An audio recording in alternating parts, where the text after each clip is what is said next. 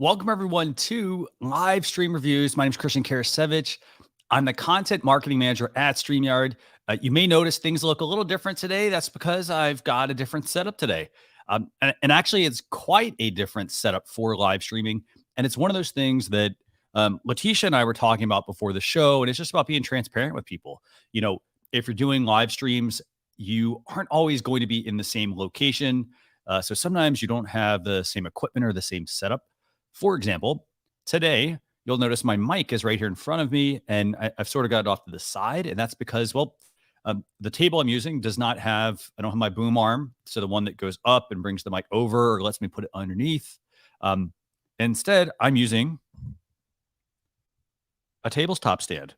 And this is a different way you can position your mic. So for example, I've got my Shure SM7B position here. The other thing also that's different today is I normally have a big monitor. However, today I'm working off of a laptop screen and I'm actually working off of an iPad. I have there's a product, it's called the Luna display, and it allows you to plug it into your laptop and it makes your iPad or even an old Mac or even a PC an extra display. So it's a pretty awesome little device. It's about $80, a little device like this. And that's just plugged in. So you see me looking off, and that's because I've got the iPad over here on the side. But with that, I want to bring Leticia on. I know we have had a busy week. I know, right, Leticia? Oh my God, this week was so busy, guys. Yeah. And why was that, by the way? What do we have going on? We've hosted our very first live stream summit powered by StreamYard. Yeah, it was pretty awesome, right? We had some great Yes. speakers. We had Seth Godin. You probably have read his books. I mean, I have all of his Yes. books, so you probably saw him. We had Amy Landino keynoting some sessions. We had Mm-hmm. Jessica Phillips. We had Sarah Newen, Brian D, Schulman. yeah, we Uh, have Daniel, D, Roberto. I mean, we had some heavyweights on the summit this week. and so if you attended, I'd really would love to hear what kind of feedback you had on the event. For example, you're welcome if you attended and you want to send us some feedback, just send it to marketing@streamyard.com. Uh, and what we'll do is, we want to take that feedback down. So we want to hear from Mm-hmm. you. If there were things you're like, hey, I wish the sessions were longer. I wish you covered Yeah. this topic. So we want to hear from you on that. So do us a favor, send that to us, marketing@streamyard.com. Mm-hmm. Also, just a couple of quick notes here, and we're going to kick it off with a topic. We like to start the show off with a topic. Yes. But if you do have questions during the show, just put #ask in your comment. That allows us to easily find your question. If you have a feature request, put #feature. I'll also be taking those down as well. So if you see me, looking down at my keyboard, that's because I'm over there trying to make some notes. But Leticia, I know we have a topic we want to talk about today. And what's that topic? So the topic for today is why having a show name is so important. So what is a show name? Let's start with that. A show name is a title that you give your live show, right?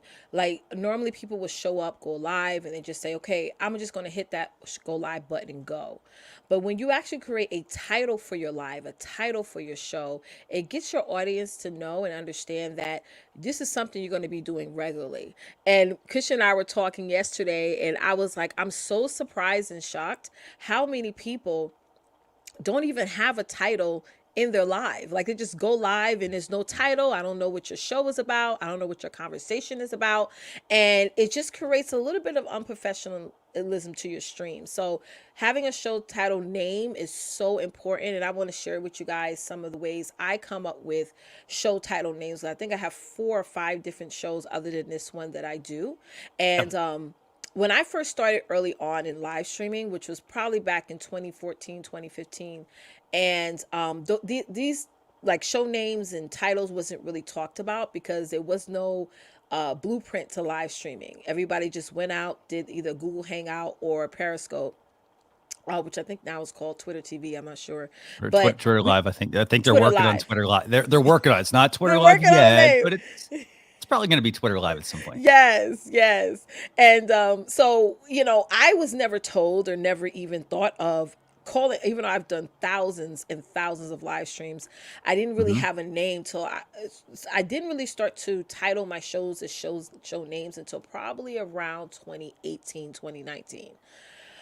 So with that said, once I started to transition into actually titling my shows, because I was taught early on, just have one show, just do one type of live. And I'm like, well, there's several different layers to Leticia. I'm not just emo marketing. I'm not just branding. Like, I like to have my sister to sister connection shows for my woman of color. I like to have my shows like BC shows, you know what I'm saying? Things like that, to where there's different topics for each show. It's different themes for each show. So it's nothing wrong, guys, with having multiple shows. To be honest, you got to look at your brand as like a network, like Fox 5 News and all these different channels don't just have one show. Like, it's not just one show that comes on HBO. There's several Hmm. shows that come on HBO. Yeah. So look at it as that. Yes, having multiple shows, it takes a lot to manage, right? Hmm. But as you grow, you start to get help. Maybe you get a VA, or maybe you start to narrow down, like, okay, maybe instead of having 5 shows, it's narrowed down to 3 and make it more theme specific. So yeah, I was like joking around with Christian yesterday. I was like, I am so shocked at looking at all these shows with all these different, with no title, none. No Hmm. title Yeah. in it at all, no description. I'm like, girl, what are you doing? Hmm. No, excellent point. Yeah, and in terms of show names, I mean, so here's the thing: uh, once you have a show name, this is the other thing you have to think about. So you don't like, for example, when you then go schedule a broadcast, your show name should not be the title of your broadcast. Hmm. That's the other thing. A lot of people, Hmm. I see this on YouTube. I think we had a pastor on a few. I think was it 2 weeks ago? I think, and Yeah. they had they were using the show their title of their show, or in this case, their live stream, was the title they used for their YouTube videos, all of their YouTube videos. And Hmm. that's not a good thing to do, No, because, it's and not. here's why. Because, for starters, it doesn't tell people anything. It's Mm-mm. not about the name of the show. Hmm. When people go watch that live stream, they're going to watch your Exactly. stream because it's about something. That's So, right. for example, this is live stream reviews under the StreamYard brand. Hmm. So our show is always going to be called live stream reviews, because every single episode is about live My stream live streaming, reviews. yeah, absolutely. However, for example, I know, like, I do a show, for example, I do a show called Social Chatter, and Hmm. that is the name of the show, but every Hmm. episode is specific to what the topic is we're going to be talking about. I And agree. that, Yeah. yeah, go ahead. I have a show called Sister to Sister Connection, and we had to switch that because we was doing the same thing you mentioned, Christian. We would just have the Sister to Sister Connection title, but when people Hmm. go to our YouTube, they're like, okay, what were y'all talking about? So having the Right. actual title, the topic in the Yeah. subject line, and maybe if you can squeeze in the title of the show at the end, because people know Yeah. through your graphic, through your thumbnail, that, Right. oh, this Hmm. is Social Chef, or this is Right. Sister to Or this. Sister Yeah. Connection.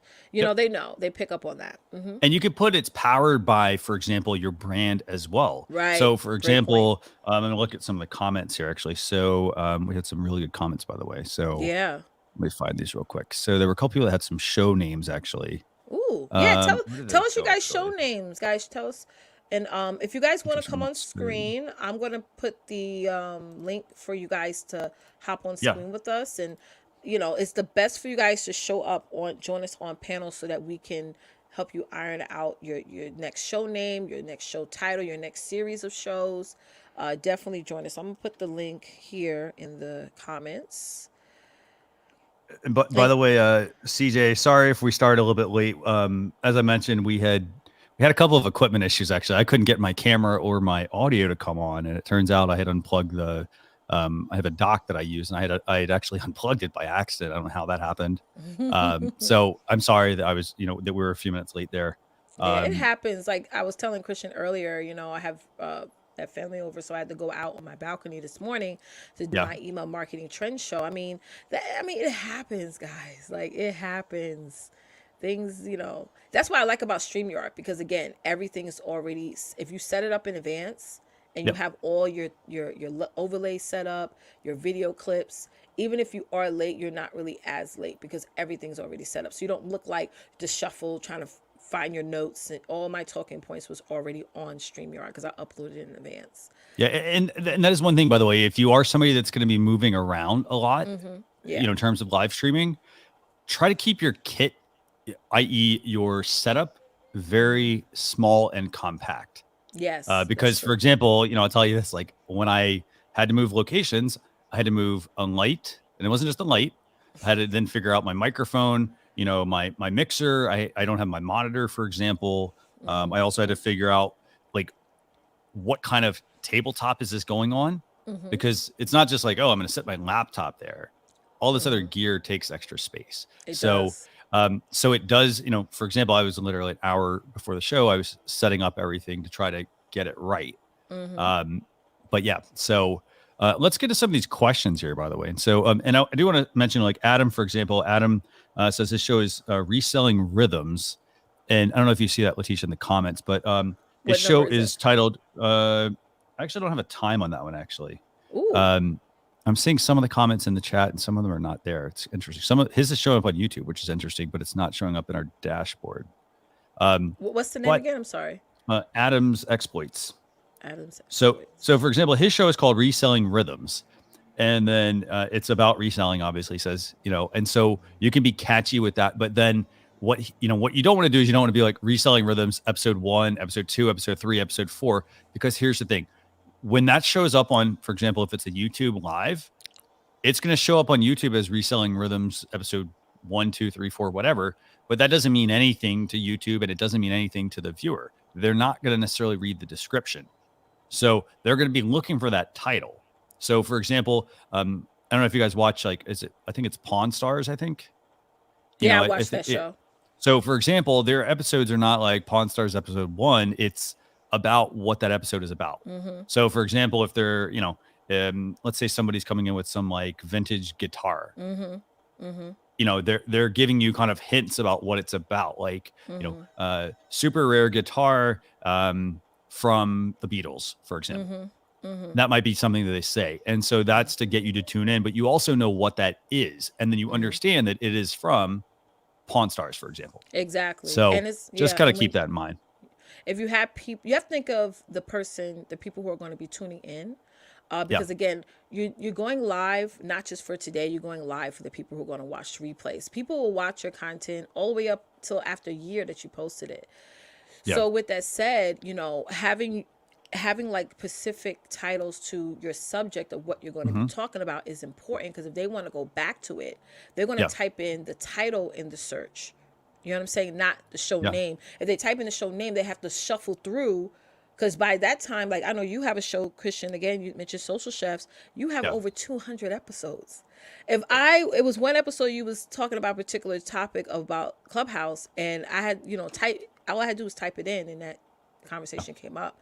So that's what it is like making it accessible so that way your viewers can easily find your content without rummaging through a bunch all your playlists. Yeah. Excellent points, by the way. So let's go ahead and bring on CJ, and I'm gonna answer Adam's question real quick. Adam said he had 4 or 5 questions during the live event, didn't get them answered. We were super busy. I will say that, Adam. You're welcome to email those if you want to just email marketing@streamyard.com. Just write out your questions, and I'll make sure that we get to those. So thanks a lot. CJ, thanks a lot for joining us. Yeah, hi. Thanks for having me on. I've been using StreamYard for over a year now, and finally glad I actually got to catch one of you guys live. Normally I watch them post, so I'm like, first time live watcher. And I just wanted to also point out that that's another reason why we like StreamYard feature here, is you can go from being in the audience, just somebody commenting, to, oh wow, I'm on the show right now. So we like that feature. But the show that I'm the CEO of is Adam versus the Man. You can find us on YouTube. We've been using it. We have a team of about 10 people. We use it for libertarian leaning podcasting, journalists, and interviews. I mean, if you check out our content, you'll see we try to push StreamYard to the max. So my point for actually wanting to join today is to kind of speak more on the technical side on things. You guys, when I'm backstage here and you see where it says live, and you can see like the reactions from the producer side of things. Well, as somebody who has a degree in software and tries to utilize this to the max, I'd like to take the timer off there and the reactions off there and move that next to the destinations. And I'd really like to get in touch with somebody in your technical side of things. So my question is, where can I find that conversation? And then my last question is if somebody wanted to buy stock in StreamYard, where could they go? So I will say that the stock side, I know that I don't know if there's even a way to do that. I don't think so. That's a very good question. So in terms of a technical issue, I'd also say the same thing, email marketing at StreamYard.com. I don't know if we have a specific developer email. I'm sure we do, but I don't know of a specific developer email address that we have. So if you email marketing at StreamYard.com, I get that. And as well as our entire team. So I appreciate the conversation you guys are having about show names and titles. Our show is a little more laxed. We do have show titles and notes, and we have all our links and everything. We have a private destination for all our subscribers to get that. But sometimes on YouTube, we're in a rush. We're late. We have life appointments. We're real. We're parents. We're family. That's right. And so sometimes we do forget a title here. I guess the takeaway for me on that point is it's always good to go back and digitally clean up. That's and right. As much as it might be tedious, it's necessary for your success and for others. So, but thank you guys for letting me join, showing how easy it is to just go from in the comments to on the show with you guys. So thank you, Leticia, and thank you, Christian. Very welcome. I have a quick question for you though. Okay, so I went on YouTube and I looked up Adam versus the Man. Yes. Which one are you? Because I see like this Adam Kokesh here. Yes, Adam Kokesh is the host of the show. Oh, wow. Our executive producer, Jim Freedom. We have a whole team of co-hosts Monday through Friday. Nice. That we have. We have Mercedes Damertowski on Monday, Ed Vallejo on Tuesday. Okay. We have Jonathan Evans on Wednesday. We have our co-host captain, Stephen McClure on Thursday. And FINA Fridays for Freedom Friday. You can catch us at what is that? It's 10 a.m. Central Standard Time till about noon. So awesome. We go. We do talk a lot of libertarian. Like I said, I wish those numbers were a little there. We do get censored a lot because we're news. We talk about mainstream headlines. We can, if I was to pull up my analytics from what you see behind the scenes on that, you would see a trail of censorship. But that channel has about 20 million views in a year using StreamYard, so that I can verify. So, I mean, that's not bad for first time use on software. Our host, Adam, there has been doing his journalist activism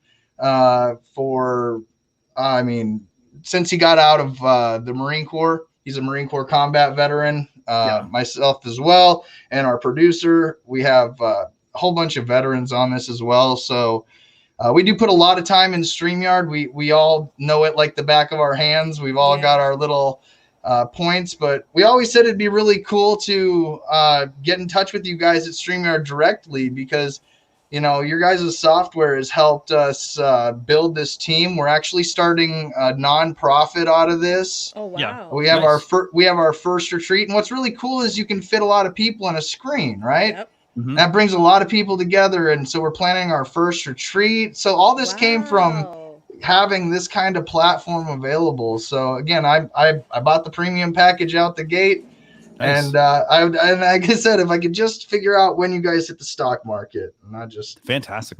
Maybe I'm sorry. Last thing, if you're going to keep me on here, I would ask is there going to be a way that you guys can integrate live phone calls? So if people wanted to call into the show, and I know that you guys, I can shut my camera off and I can not be seen, but if I wanted to take actual callers, is there going to be a day where your development team kind of tries to figure out that next way to integrate?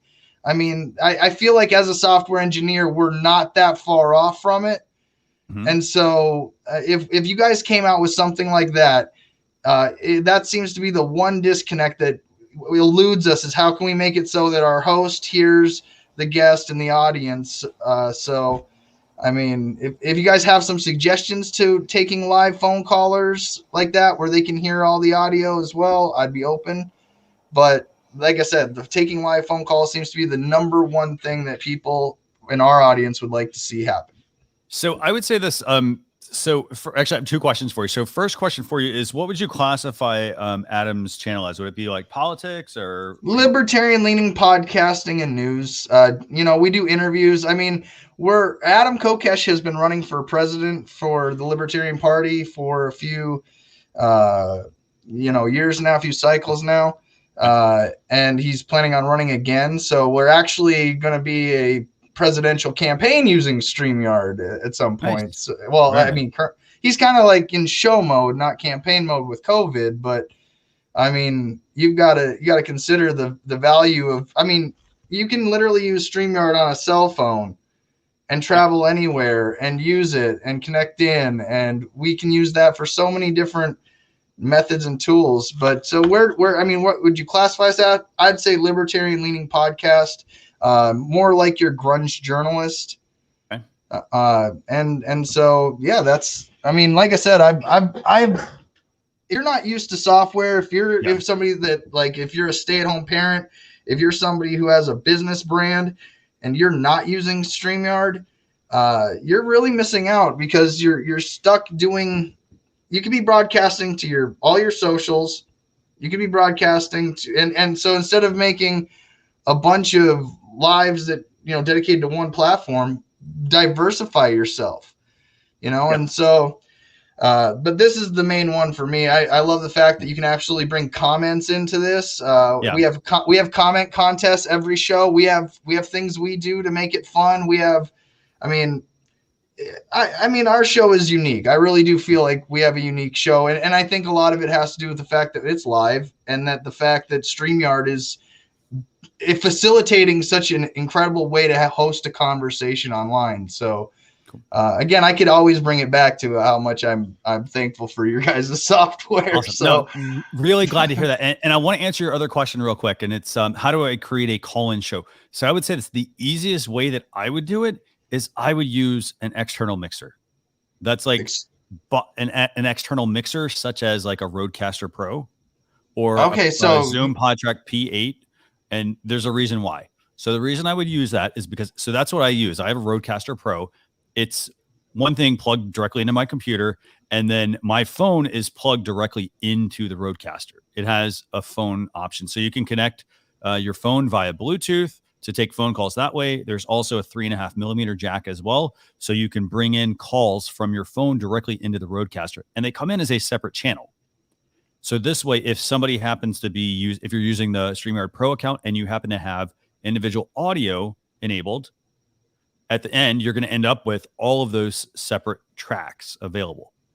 The other benefit to this, though, is, it's very easy for people to then make that, you could have like a Google Voice number, you could use FaceTime, whatever you want to use. They call directly into your phone. It comes into the Rodecaster, and then it can come right into StreamYard. There's nothing else you need there at that point. Yeah. Well, I appreciate the advice. That answers my questions, and I'll let you guys get back to your show.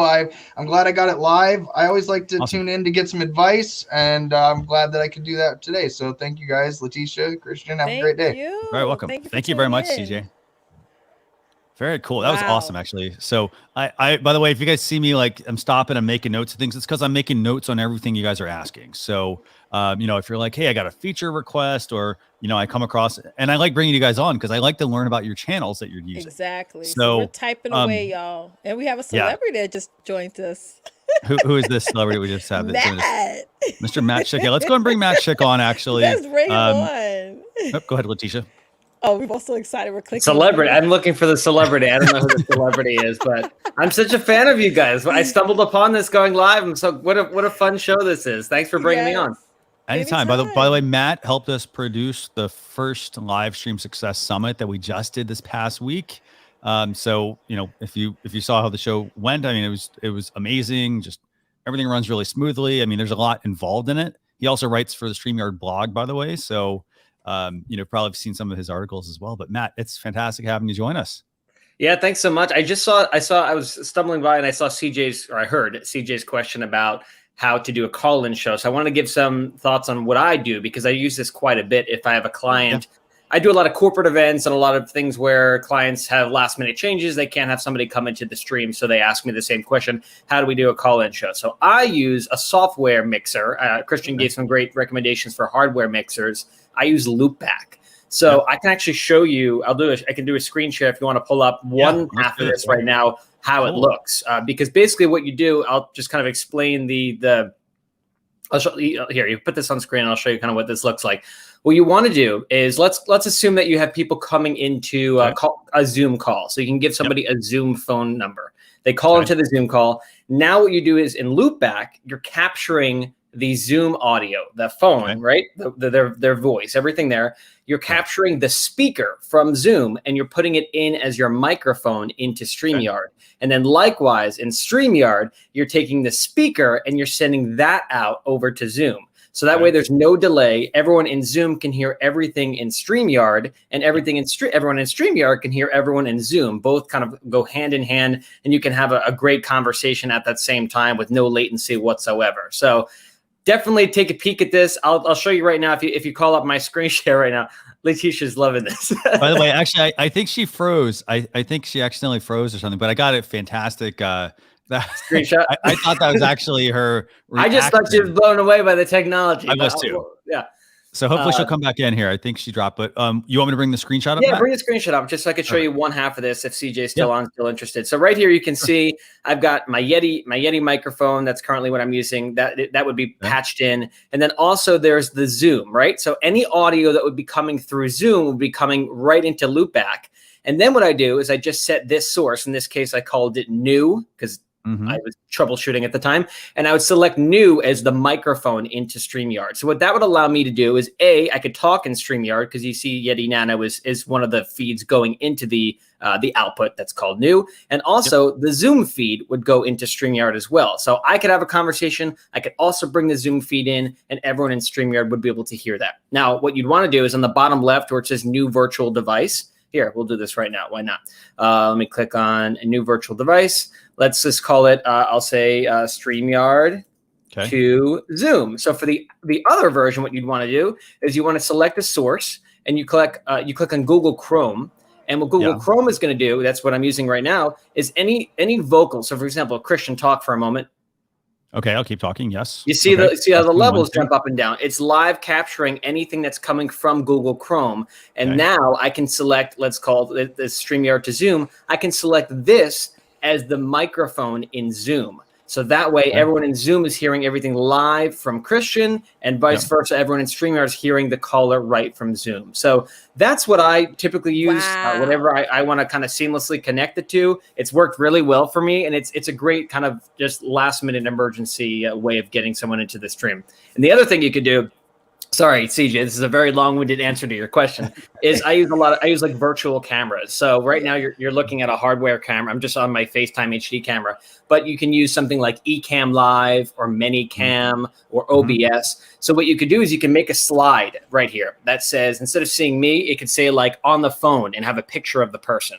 So now you're hearing them because you as the host or the producer is bringing their audio in via how we just discussed this. But also you can on screen have a still static slide of that person, and it could say on the phone. And that way you really get like the best of all worlds. You see them, you see their face, it says they're on the phone, you hear their audio. So there's no like rogue audio coming from somewhere. You always know where that feed is coming from. So just something I've done that's worked really well because, yeah, you're right. There's no built-in functionality just yet, although I know they're working on a ton of great features at StreamYard. So CJ, I hope that 10-minute answer made some sense and that you can utilize some of that for your next shows. And Loopback is it $80, $100? I forget. It was the best investment ever. I mean, you do it once and then you have that software. I actually have it on multiple devices now. You can use the software code on multiple devices. Yeah, the company is Rogue Amoeba, and they also have a great sister program that's called Audio Hijack. Which one? Because I have the whole suite. And there's Rogue Amoeba, there's Audio Hijack, there's Loopback, there's Farrago. So for somebody who wants like a soundboard, all that software, and it all integrates together. We're just nerding out over here, guys. We're just I'm loving it. Audio is Mac hijack only, is great. right? The best use that I've found for audio hijack is a lot of times when you come on and you're using a fancy schmancy camera, like something, maybe it's a mirrorless or DSLR, and you're using a capture card or HDMI. What happens is HDMI is it's not a great connection. So the video feed often gets slowed down ever so slightly. So what happens is you need to actually delay the audio to sync up perfectly with the video. So audio hijack, you can actually put that minor delay on there and feed that out. So if you're the tiniest bit out of sync, a few frames, and you never knew how to fix that, if you're on Apple, definitely recommend investing in that suite. Like Christian said, audio hijack's a great way of just moving that sync a tiny bit, so your mouth and your audio will be perfectly lined up. And so that's a Mac program. Now, in terms of a PC, what would you use there? That's a great question. OBS probably. OBS was designed for PC. If you're not familiar, it's Open Broadcast System. What does it stand my for? notebook. Yeah. Hold I on. don't know what the S stands for. This says OBS. That's helpful. Yeah, I think so. It's an amazing suite. It's free. It's open source, and you could just do anything with it. It's basically, you can do live streams. You can go directly to to any destination. It's almost like StreamYard, but a lot like more complicated. The great thing about StreamYard is you've got a few buttons to press. It's a bit templatized, so you've got your layouts like this, or where we're all vertical, or where the content's on screen. OBS has no limits, so you can design things wherever you want, put people wherever you want. But it's also a lot more complicated, and there's a much bigger learning curve. I love StreamYard just because of the ease of use. I talk about StreamYard to everyone I know. I've got my my puddle duck proudly sitting on my desk. Right, I don't even have one of those, man. I don't have a duck yet. You gotta get one. They're great. Oh, they're so my gosh. Wait until the dog sees this. It's gonna be. It's gonna love that. So I mean, StreamYard is definitely what I barely use OBS. Occasionally, we'll use it just for little projects here and there. But I do know that you can delay the audio on that. Also, if you're using an 810 mini, which I know you specifically are, Christian, there's a delay in the audio if you update to the later versions of the software as well. So a lot of people are using 810 minis. You can slightly put a delay on there. Nice. Fantastic, by the way. Thanks a lot for joining us. And thanks for having me. For sharing that great demo. I really appreciate it. You're welcome. Great seeing you. Such a fan of you both, and congratulations on the summit. It was so great working with you both. Matt. You're amazing. No, you guys are amazing. Thanks so much. Have a good day. Thank you. Okay, bye. Fantastic, by the way. So, Leticia, I know Steven's here waiting to come on screen. Did drop the link as well, by the way. If you want to come on and join us, and we want you to, by the way, that's the whole point of us doing this. We want you to come on, talk with us. We can get to know more about you, answer some of those questions directly. Would love it if you would join. By the way, I did see, I think it was Tanya was trying to join Leticia. I don't know if you have a way to message her and let her know, hey, we'll bring her on when she comes back. I don't know if she was driving or if she just lost the signal or whatnot on her end. But I want to get a couple of questions here. And we got some really good questions, by the way, from our viewers. So Peggy is asking, and I'm going to bring this up. I can't for the life of me figure out how to make a background with two transparent squares for a guest to be on exactly like you have showing now. Okay. So Peggy, you have two different types of designs here. So for example, a background is literally what is behind us. There's no cutouts or anything for our video feed. For example, when we bring Matt on, like nothing changed. It's literally the background. Like it's kind of like what's behind me. That's the background. Right. And so this could be a gray wall. It could be blue. It could be yellow, red, doesn't matter. Whatever you design it as, you upload it to the background section under the brands in your StreamYard dashboard. And the size is 1280 by 720. And it can be anything you want. Now, the thing I would caution you against is making it really busy, putting a lot of text on it. Because, for example, I brought your comment in, and that might hide the background. Now, conversely, there's also something called an overlay. And an overlay is where, if you wanted to, you can get very elaborate with your boxes. I'll just bring this one up, for example. This one's probably not going to match as actually not. Here we go. We got this one actually. So there's actually an overlay I just brought up. You can't really see it because your comment actually is covering it. But if I turn that off, it says like and subscribe. So for example, that is literally so I took, like, for example, I got Leticia and I on screen. I took a screenshot of this area, and then I went to my favorite graphics program and then just built around that.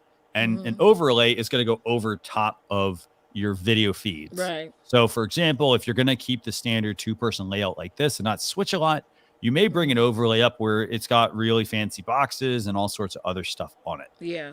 To test it So, out first. Yeah.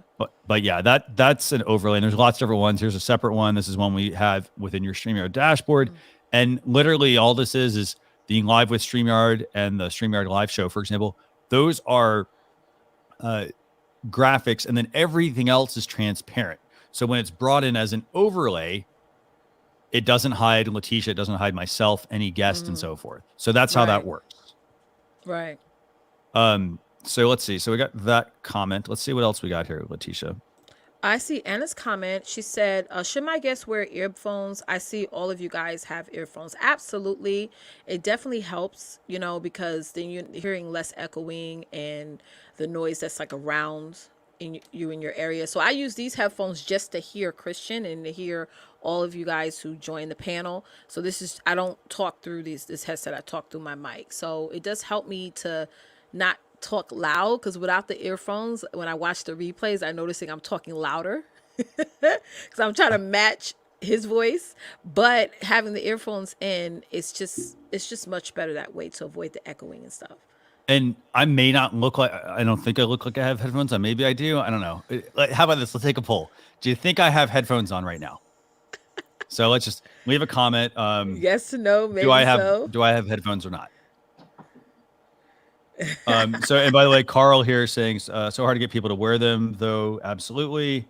Matt Schick saying, you know, I use my one iMac monitor, have a second monitor, and so he's talking more about content. But okay, so Jaden saying no, Adam saying yes. Adam, we know you've been here a while, and Albert as well. The answer is yes. I'm wearing headphones. I'm wearing in-ear monitors. So I'm gonna just turn my head sideways, and so you'll see they go in my ear like this.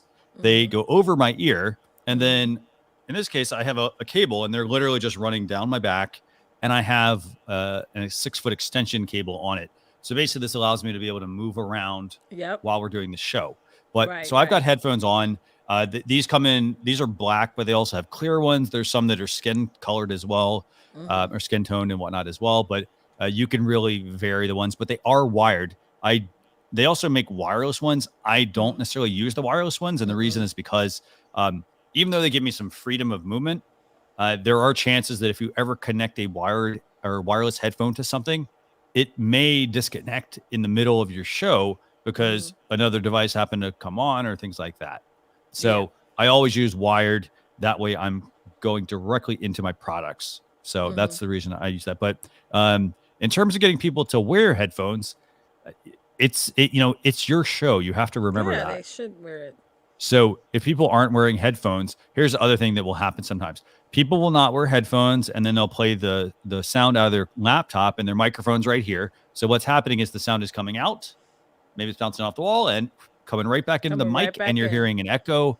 And it makes it really hard to actually follow the conversation, especially from a speaker or a host standpoint.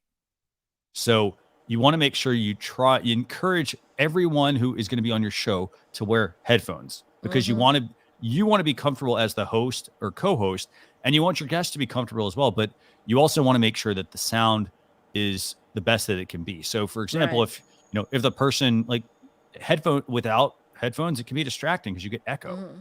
So always try and wear headphones, and you don't have to get in-ear monitors. These actually are pretty inexpensive, like $50 or $60. You can even get $16 ones. They work great. They actually block out of the noise, and then they actually they make you look professional, more professional on screen. Right. That's very cool. True. Let's do a couple more questions, but we have Stephen on.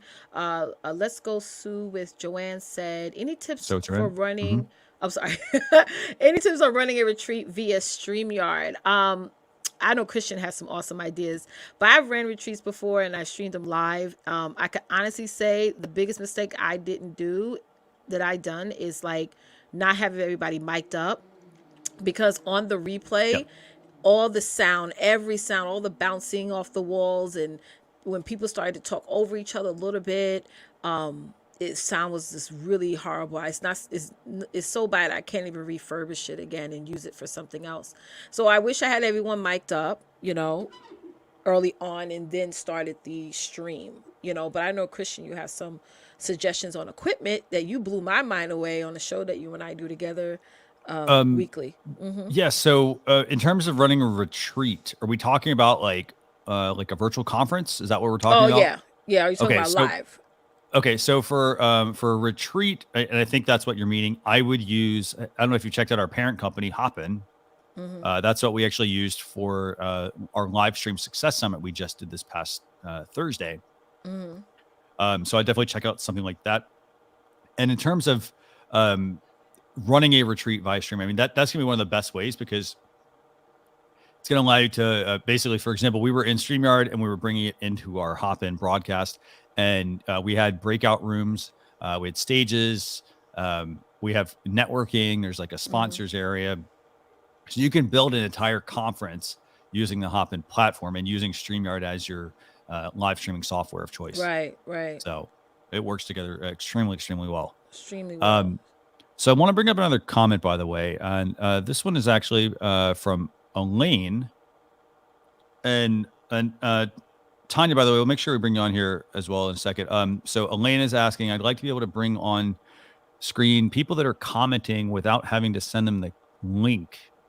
So interesting feature request. Here's the thing. I will make a note of it.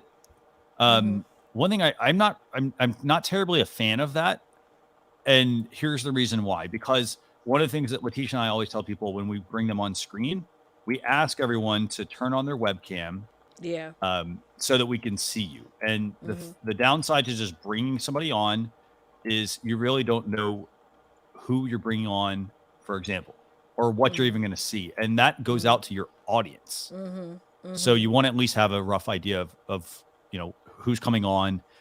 For example, there's been times where like we've had people on that were like, oh, hey, we've seen that person on another show. And like, you'll get trolls and things like that come in. Yes, you will. So, believe it or not, you will. And I mean, I wouldn't risk my content, somebody jumping in and saying something inappropriate or what have you. You want to have that control. Because I tried to advocate for even having the comments scroll up on the screen instead of me having to pin it up. But now I had to think like, no, because what if like, it's no way I could control it. And yes, I do have moderators on all my channels and stuff, but what if they miss something? So I like the fact of let's retract the negative comments or the trolls with the moderators doing that on their end and having somebody, a producer on the back end, putting up comments that are relevant to the show. So yeah, and it is a really good, I will say the one part that you do mention that I really like is instead of having to send them a link, being able to just click on them from comments. That would actually be a really good idea, because then that's a little bit less that you have to send somebody out. So I do like that part. So I made a note. So thanks for the suggestion. We really appreciate it. Right. Okay, I want to take one more question real quick, and then we're going to bring on Steven looks good. He looks like he's focused. Okay, I couldn't tell if I'm like, man, you're like super like calm. I love it. You guys can see this. I mean, he's been sitting there like this, and I'm like, is that a screen? Is that like, is it a are you trading on the stock market right now? And by the way, NLTMW, I want to thank you as well. You're asking for pinned comments. Definitely noted. Greatly appreciate that recommendation. Okay, so Stephen Wicks has a question real quick, and it's: do you think it's okay to go live with no particular topic? Like, could the title be just hanging out? What do you think, Leticia? Not all the time, though. Like, I get it. Like, I do my car chat sometimes. It's just like I'm just, without my kids in the car, because I don't really like to have my children on my live with me too much.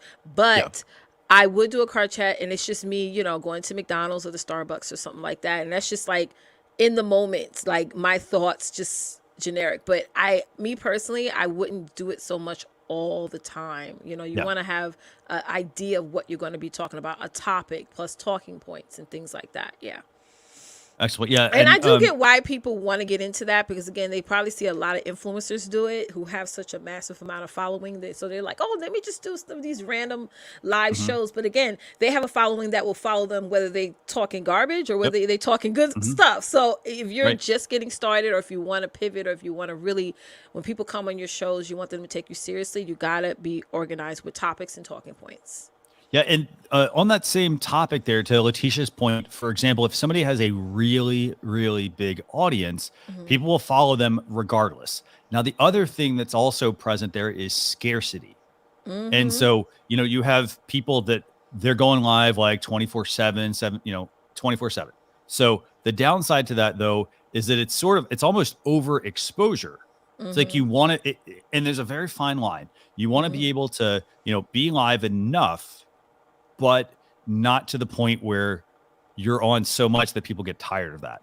And so, in this case, if you're somebody who's just starting out and you don't have a following and you're just gonna be like, hey, I'm just hanging out. Like I would if it were me, I would be more focused on the topics and putting quality topics out.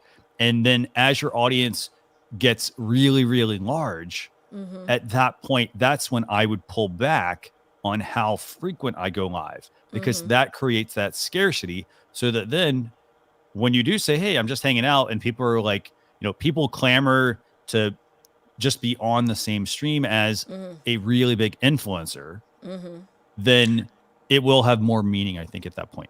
100%. When I first started to go live, I was going live 4 to 5 times a day. But that was because I was just trying to get out there on the scene, and I wanted people to really know my presence. But after a while, once I, left my corporate job, became a full-time entrepreneur, I started to scale back. And I don't even know how I did 4 or 5 times a day. But each time I came on, I had to run a show. I had a topic. It was very, like 1% of the time, it would just be a random conversation, but all the other times I literally planned out everything I was going to talk about. So my analogy back then was like, either you have time or money. I didn't know much about Facebook ads back then, but I was like, you know what? I'm gonna show up more than my competitors do. Yeah. That was my whole mindset with the whole thing. Yeah. Yeah. So it's one of those things where, it's a balance. So if you're on there too much, it's gonna, balance. You got to find that balance. And the thing is, if you're just getting started, you want to be very mindful of your time, because you're going to burn out very fast. If you're, I'm going live 7 days a week, for example, and I'm trying to balance my regular life and my regular job and my family and a social life, for example. Like you're going to really burn yourself out just trying to do so much. That does happen. Yeah. So you got to find some balance there. Cindy, by the way, Mirapole has a question here about getting more viewers on Facebook and YouTube. We'll get right back to that, because I saw you have a couple of questions there, and Scott's got a question as well. But I want to bring on Steven because, Steven's been super patient waiting for us backstage, and Eric, you're going to be next as well. Yeah. So let's go and bring on Steven, Leticia. Absolutely. Hey, there I am. Hey, Steven. Hi, how are you? Doing great. Good, Thanks for being patient. Hey, no problem. First of all, I want to say congratulations on the summit. That was amazing. I really enjoyed it. Leticia, you did a wonderful job. Thank Christian, you. you guys rock. Thank you Thank very you much. so It really much. means a lot. What was your favorite part, by the way, or favorite session? Ooh, well, I really enjoyed the sessions, the part that I caught in terms of building community. Yes. Seth Godin had a lot of good things to say as well, just in terms of having your strategy for going live. That was actually my question that you guys just read. So I feel like I'm taking up a lot of real estate here on the show. It's okay. but it was I really was interested more about building community, using different tools like Facebook, and just using the live streaming as a strategy for building community. That's really what I was trying to get out of that conference. So I'd say, in terms of, and we can play off this with Cindy's question here as well. She was asking how to get more viewers on Facebook and YouTube. So very similar things. So I think the first thing is don't spread yourself too thin. A lot of people, they, and this is like having come from a social media marketing background. A lot of people, what they will do is, they get the advice of like, be everywhere on social media. And the thing is, if someone's just getting started, that's it. It sounds okay. Well, I'll join these things. And then what people start to do is they start to realize that's not the actual right answer. The right answer should be get a presence on all of the social media channels, but focus on 1 to 2 and get really good at those, and then branch out into the others. And, there is going to be some testing involved. So for example, if you're not sure if your audience is on YouTube or Facebook, one thing you can do is you can use the multi-streaming feature within StreamYard. So, for example, you could stream out to a Facebook page and a YouTube channel. And then what you can do is, A, look at your analytics, but B, let's say you decide you want to push people to YouTube. You can start your broadcast on Facebook and YouTube, and then in your broadcast, you can cut the Facebook one, for example, so that it drives them to YouTube. So that way they're going to one place. Does that make sense? Yeah. So that's what I would try. I mean, in terms of, in terms of building community, it's, again, I mean, I feel like we're doing that here a lot of times too, where I keep seeing a lot of the same people tuning in every week. And that's right. It's being consistent with what you're doing, but then making tweaks behind the scenes to make sure that you're constantly improving things. Like if it's YouTube, optimizing the title, the description, the tags, so that video is not getting seen by just the subscribers, but by people searching on YouTube. Because that is an indicator to YouTube what the video is about. And then, for example, you know how we're doing prompts in the video to ask people to comment and all that other stuff. Those are also prompts, because when YouTube sees that, they then like to take notice and show and send it out to people. That's right. That's right. So for me, it boils down to your content, and that's something that we constantly have to remember. Like, why should people watch you? How are you different from everyone else who does what you do? And what is the impact that you're going to provide? So me personally, I'm really huge on community. I'm more even bigger on building a movement. So when I show up for places, whether it be virtual summits, live shows and things like that, my ladies come on, they do the hashtag LBA, do the hashtag focus, because that's a movement that I have built. And movements are like such an amazing opportunity for you to sort of spread your wings more and stuff. So, community building is so important, but it boils down to your content. It boils down to that. Once people fall in love with your content, they're going to fall in love with your movement. And that's how it is. Like, do what you say you're going to do, really call people out. Like when I first started live streaming, I welcome every single person on my live, even if it was just one person on. I had a conversation with people on my live. I say, like, this morning, I had a young lady that joined my live that I haven't seen literally in 2 months. And I say, hey, Linda, where you been, girl? I haven't seen you in forever. So having that memory of the people who joined, they could be watching anything else, but they decided to watch you. So make it an experience for them. And then once they see that you are actually care, that they're there, then they're going to start to go on Facebook or go on Instagram and try to look up, where can they follow you? Because now it's like that know, like, and trust factor, guys. It's a strategy that will stand the test of time. So you building that up, and yes, we want to go live. We want to get through our content and things like that, but also bring people into the conversation that are showing up for you every day, because they're going to be the ones that are going to be your raving fans. Be your raving fans. So that's really big on me. It's like movement building is really huge. Maybe you could start a membership club or something like that, to where it starts to build up that movement so that people can constantly stay loyal to you every single month. So yeah. Great. What you have any other questions for us, Stephen? Do these help? Yeah, I just had a real technical question real quick. So as you're switching through the scenes with the different layouts, there's one layout with the large camera and then the other small cameras on the side. Like this? Exactly. Okay. Now, are you able to control which camera is the large camera before you go to that scene? I don't think I actually can. Let me go back to this. I'm going to go back here. Let me reposition Leticia. By the way, I'm just repositioning people by dragging them around on screen if you've not seen that. Okay, we're going to put Leticia there. Okay, so it looks like, let me swap you. Let's put you in the first spot. Let's see. I'm assuming you're going to go to the top. Yeah. So the best way, from what I can gather there, is that I think it's going to be whoever's in position 1 becomes the big, large one. That's what I do. That's what you, okay. So for example, I click it now. Yeah, now I'm large.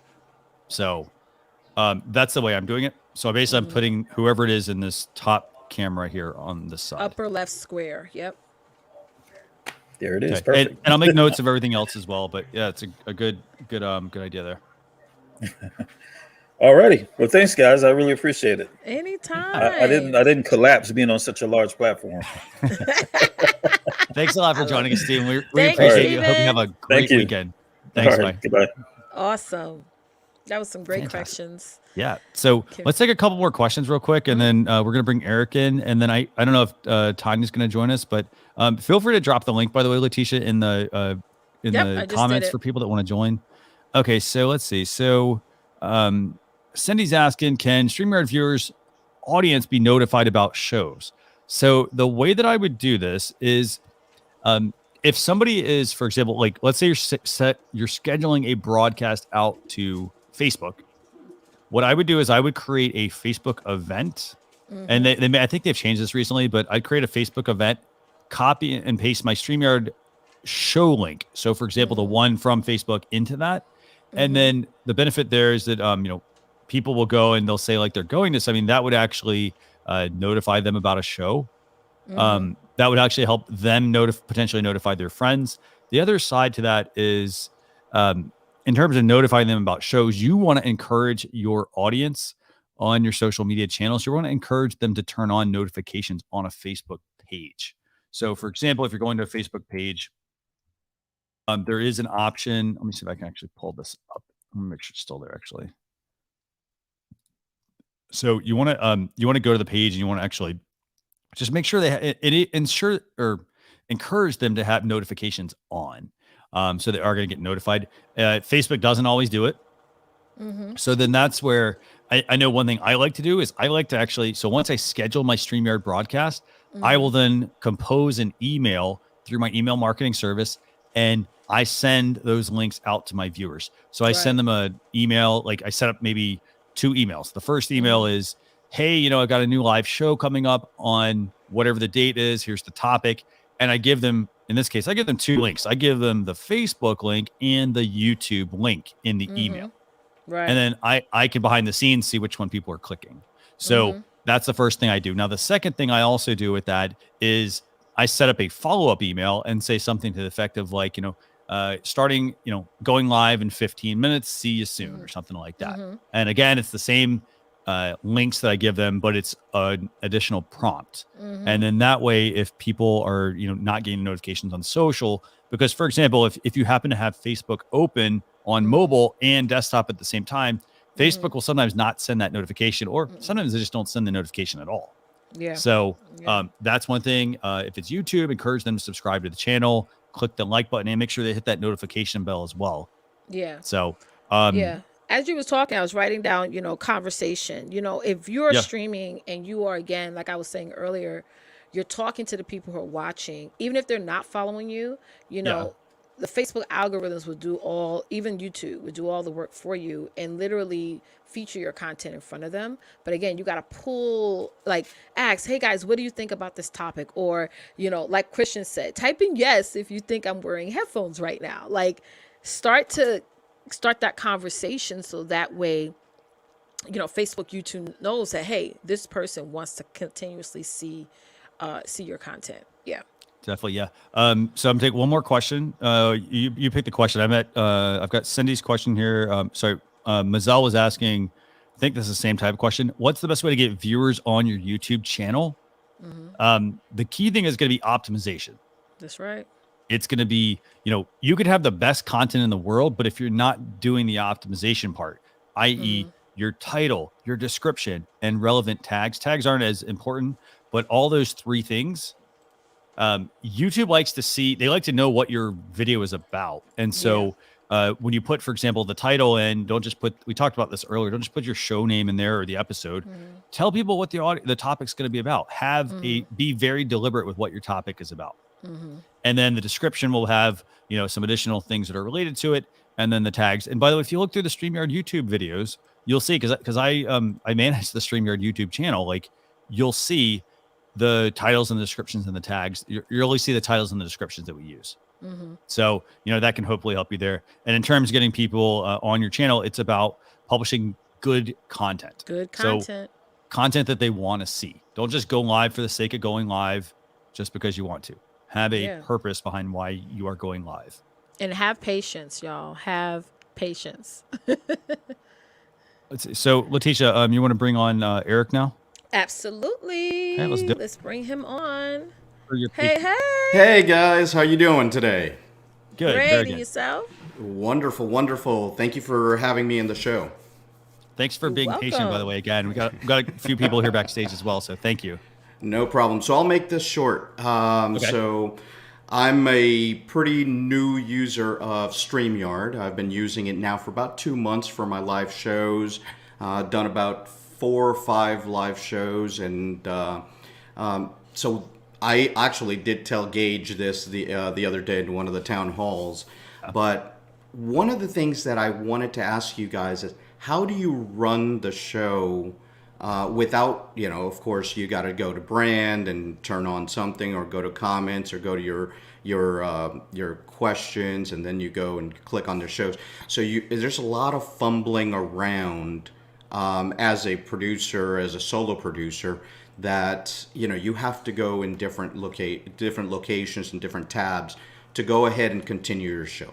What's a good strategy for solo producers to go ahead and do the show, and not be looking like doing this every single time that you're clicking on something? So that was kind of my question to you guys. Very good question. Leticia, do you want to take this one, or? Well, definitely having a run a show is important. Like, what are you going to talk about when? And I don't see the problem with, if you're a solo, producer, having to seem like, okay, you're going from your comments to your overlays to your banners and things like that. I think a lot of times we overthink that process, and that you're just getting started. So you're going to have to do a little bit of moving around. So simplicity is everything, when it comes to streaming, especially if you're doing it alone. So that's something that's important.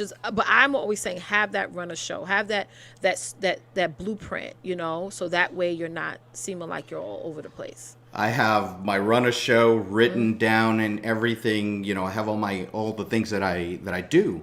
But one of the things that we talked to Gage in the last town hall was hotkeys. So having hotkeys so that you have maybe the keypad or something like that, so that you can go between tabs, so that it makes it easier for you, as well as maybe have kind of a dashboard, if you will, on your producer where you're looking at, so you can see the more important things that you want to be able to do. So if you have questions that you've pre-prepared, not have to go to that tab, or if you see the chats, you got to go to the chat side. So having those hotkeys to be able to flip without me looking here and just hey, how are you? Yeah. So yes, those 2 feature requests are something big, and I hear a lot of people doing that. And so that's one, and the other one is, of course, the integration of the audio. The similar thing that we do with OBS to do the virtual camera, but also being able to send audio directly into like a virtual audio, to use something like, I was sitting here screaming because you guys were talking with Matt about the audio, and I'm like, yeah, what about PC users? and it's voice. So, and I know from that perspective, a lot of us, like, I lean towards Loopback. Yeah. I've been using it for quite a few years, not just because I love Macs, but like there is the voice meter side. So I will say this, Eric, I've been working on getting us a lot more voice meter articles and videos. So there actually are a few on the YouTube channel right now, and I've got a few more that are already ready to go. I'm just getting a couple of things situated for those. In terms, here's the other thing. I'll give you guys some like little tricks of things that I'm doing. So this is, and I don't know if this is a bug, but my friend Mel turned me onto this. So there is sort of a hotkey, I guess, and it's the fact that, like, if you happen, and I don't know if this is in there as a like accidental or what, but if, for example, let's say you go into brand and you turn something on. So I'm going to turn on like what we might give away today, for example. I have found that if I hit the space bar, it will actually turn that off. I don't know if you've tried that. So neat little trick there. Mel told me that yesterday. Yes. We stumble on things as we're using it. And here's the thing. In terms of trying to do this stuff by yourself, I've been doing my own show for I don't know how many years it's like I run the longest social media marketing news talk show, and it's one of those things where I've been doing it by myself, and I have a co-host, but it's one of those things where with a co-host, like you have to also be sort of on the same wavelength. Like for example, you'll see Leticia and I sometimes like she might bring somebody on, and I accidentally click to bring them off because we haven't been talking through that. Yeah, and so, she freezes with that face. No. By the way, Leticia, we got a great. I didn't screenshot that one, but it was pretty awesome. Thank you. We were like, oh wow, we're like we thought you were really excited about like the feature that Matt was talking about, the call-in show. So what I like to do, Eric, is I will echo what Leticia said. It's keeping things simple. Yeah. The other thing is, so one thing you'll see, for example, I don't always do this, but like let's say I want to like drink some water, for example, and I don't want to look awkward on camera. What I will sometimes do is then I will bring, for example, you up, and then I will behind the scenes drink your drink. I'll bring you back on. Yes. And so I do the same thing though, for example, for screens. So if I want to switch a screen share, I've already got like what my run of show is.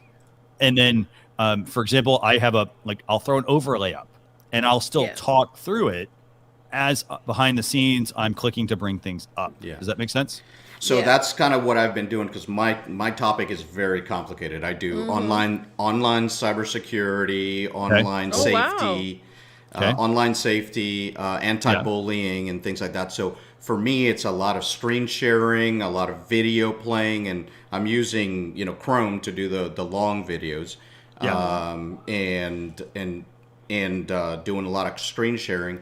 And then I bring guests in, famous cybersecurity personnel in there, and we bring them in to discuss a topic like the Facebook hack or the thing that happened with LinkedIn last week. So that's the channel. So go check it out, of course. We will. Awesome. I wrote it down. Okay. Definitely.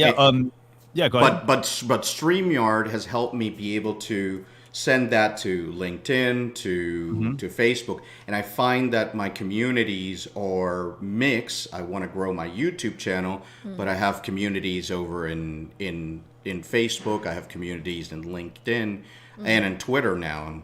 And hopefully the Twitter live thing, gets better. But I have distinct communities in different areas. The professional community, I have the friends and family community, I've got the Facebook group, so I'm trying. That's one of the reasons that I love StreamYard is the multicasting. But what I find is that number one, there's still the issue with the groups and the chats and stuff like that with Facebook. But bringing all of that in here and being able to use, the different things that I do, because I used to be a pure OBS person, but the multicasting was a pain. So now that I'm using StreamYard almost 100%, is how do I, like I mentioned, it's the run of show. I used to love having the scenes ready, all queued up, everything ready that I was going to need.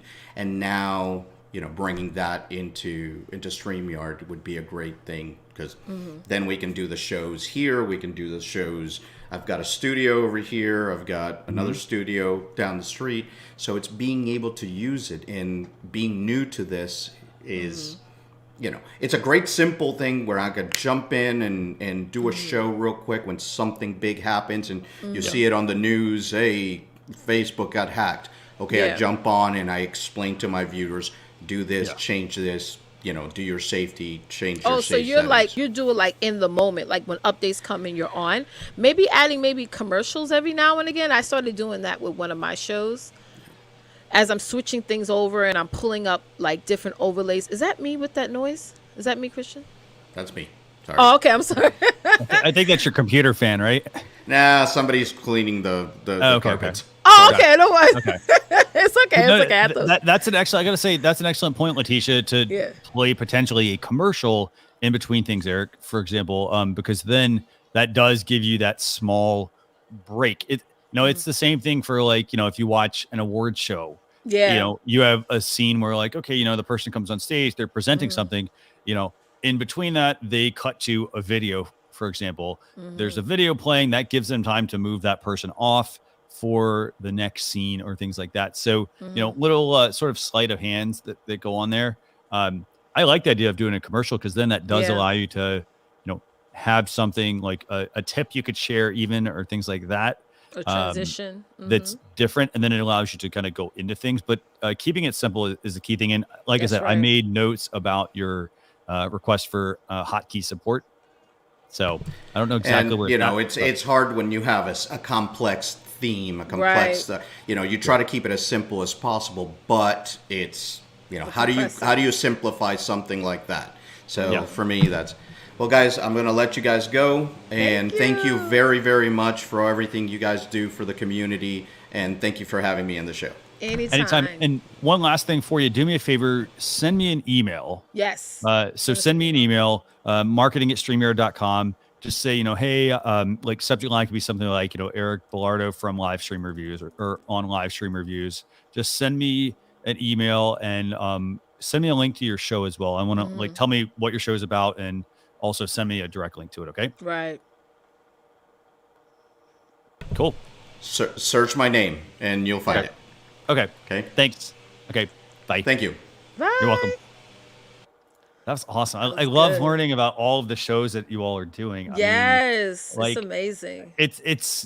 I gotta say this. I mean, like I love seeing all of the, like we get all these repeat viewers every single week. And I love Every that. And then week. and then all of a sudden we get people that I'm like, hey, I haven't seen them on yet. Yeah. And then they join us and Yeah. they tell us what the show is about. And I'm always amazed. You all are doing Always. some great work. And again, I mean, like, what are your challenges as well? Like, I want to know what those are Yes. so that I can make sure that we're making the right kind of content for you. Mhm. And also, things to just help you out. Right. So, let me see what else we got here. Yeah, let's post some So questions. we got some good questions, by the way, really good questions Yeah. here. Leticia, feel free to bring up some questions. By the way, if you haven't yet, if you're on YouTube, click that like button and hit the subscribe button and the notification bell so that you get notified. We've got amazing shows coming up. I know tomorrow we got the town hall, 9 p.m. Eastern Standard Time. We've got live stream impact coming up on Monday. I think Wednesday we've got a show I think we're going to do some takeaways from the live stream success summit. Thursday, I think, is StreamYard Spotlight. Friday, I think, is Learn with StreamYard, and then we'd be back here again next Saturday. So do us a favor, make sure you click that like button, subscribe button, and notification bell. Okay, Leticia, feel free to bring up some comments here. Okay, we have Kim. He said, I stream music concerts from my studio. Recently, video is choppy and guitar sounds like they are underwater. Any changes to the technology? So my first question would be, have you streamed successfully and not had choppy internet or choppy video in this case, and the guitar sounding like they're underwater? I will say this. The type of microphone you use does impact how the noise will sound. So for example, if you're playing a guitar and you have the wrong type of microphone, it will sound like it's underwater. It's like somebody, for example, plugging in, while we have headphones, for example, that come with our smartphones, they sound good to us. But if you actually go on the other end and listen to someone else, they typically don't actually sound that good. Yeah. And they will sound, some of those will sound like they're underwater because of the type of microphone pattern. Like this is, for example, a dynamic mic. So there's different kinds of mics to use. For example, if you're playing a musical instrument, those are going to sound different with the wrong type of mic. They're not going to sound like you want them to sound. So my first question would be on that, like in terms of the microphone, what kind of mic are you using? In terms of if anything's changed, nothing has changed that I know of. I can make a note of this and just we can see if anything else has changed. And in terms of video choppiness, if you're playing, for example, if you're using the long form video on StreamYard, that's where you click the share button and say share video file. That is uploading from your computer and it's playing that way versus if you go over to the brands tab and we have video clips there, those are playing from our servers. So if your internet, for example, let's say your computer is an older machine, it may struggle because that's the brain essentially. I like to tell people it's the brain publishing it live. And so if you have a slow computer or doesn't have enough resources, it may run into some issues if you're trying to load a 500 megabyte file. Right, so, right. He's saying that yeah. the guitar is going through a soundboard. Okay. Huh. Do me a favor, Ken. Just if you haven't yet, I can't remember if you're in our Facebook group. Do me a favor, put a post in our Facebook group, facebook.com/groups/StreamYard community. Do me a favor, put a post there, and we can get somebody to like try to work with you on Help that. you out. And Yeah. then also, if you haven't yet, be sure you reach out to StreamYard.com/contact. That's our support side. They have 24/7 chat support there. And I'm sure they also have some recommendations on why that might be happening. Yeah. Absolutely. Okay. Awesome. Let's have another question here. Going Green Mom said earlier you mentioned having a producer deal with comments. Do we have that functionality now? If so, what level of StreamYard? Okay, so we've got two things actually there. So the first thing is, for example, Leticia and I can both control the comments. And so she essentially is helping me produce the show. And so the way that works is she logs in to StreamYard with the same exact email address I log in with. And when she does that, it generates a code. It gets emailed to me, and then I just have to pass the code over to her. That will allow her to have the same functionality that I have in our StreamYard dashboard. Now, in addition to that, at the Livestream Success Summit, we actually did announce that we have a new feature coming out. This is coming out on, let me see. I think it's coming out in the summer of 2021, and it's StreamYard Teams. And I'm going to actually drop that here in the comments. Yes. This is StreamYard Teams, and it's coming in summer 2021. So if you haven't had a chance to check that out, that's coming soon. We just wanted to give people a sneak peek of that. Yes. Awesome. Okay. What other, so hopefully that helps. Yes. Any thoughts on using green screens during a live show or being more real with a natural background? You want to take that, Leticia? Well, I mean, it depends. I mean, I don't use a green screen. I have one. It's all packaged up. Same here. Yes. I'm just gonna be honest with y'all. I it just overcomplicated things for me, and having to figure out what type of graphic to put on it, and if I was wearing eyeshadow, the eyeshadow would go, it would just, I just got rid of it. Yeah. And just have a simple background. Now, I'm not going to say that I'm never going to go back to a green screen. Okay. I never say never, but right now, the way my setup is, I had to ask myself, do I even really need this thing behind me? It was getting to the point where it was another thing that I had to figure out before I hit that go live button. Okay. So like doing this just regular white space and, in the background, that works for me. Now, I say a lot of people have some amazing green screens and it's amazing. Yeah. It's awesome. But if you're getting started again, or if you're trying to form some consistency to your shows, don't add things that's going to either break, or if you're going live, you got to have good lighting. First of all, if you don't have that, and you do a green screen, it's going to be worthless. So I've seen people spend $150 on green screens, and then you see all this fuzz, and they paid no intention or investment in their sound or their lighting, or their camera quality.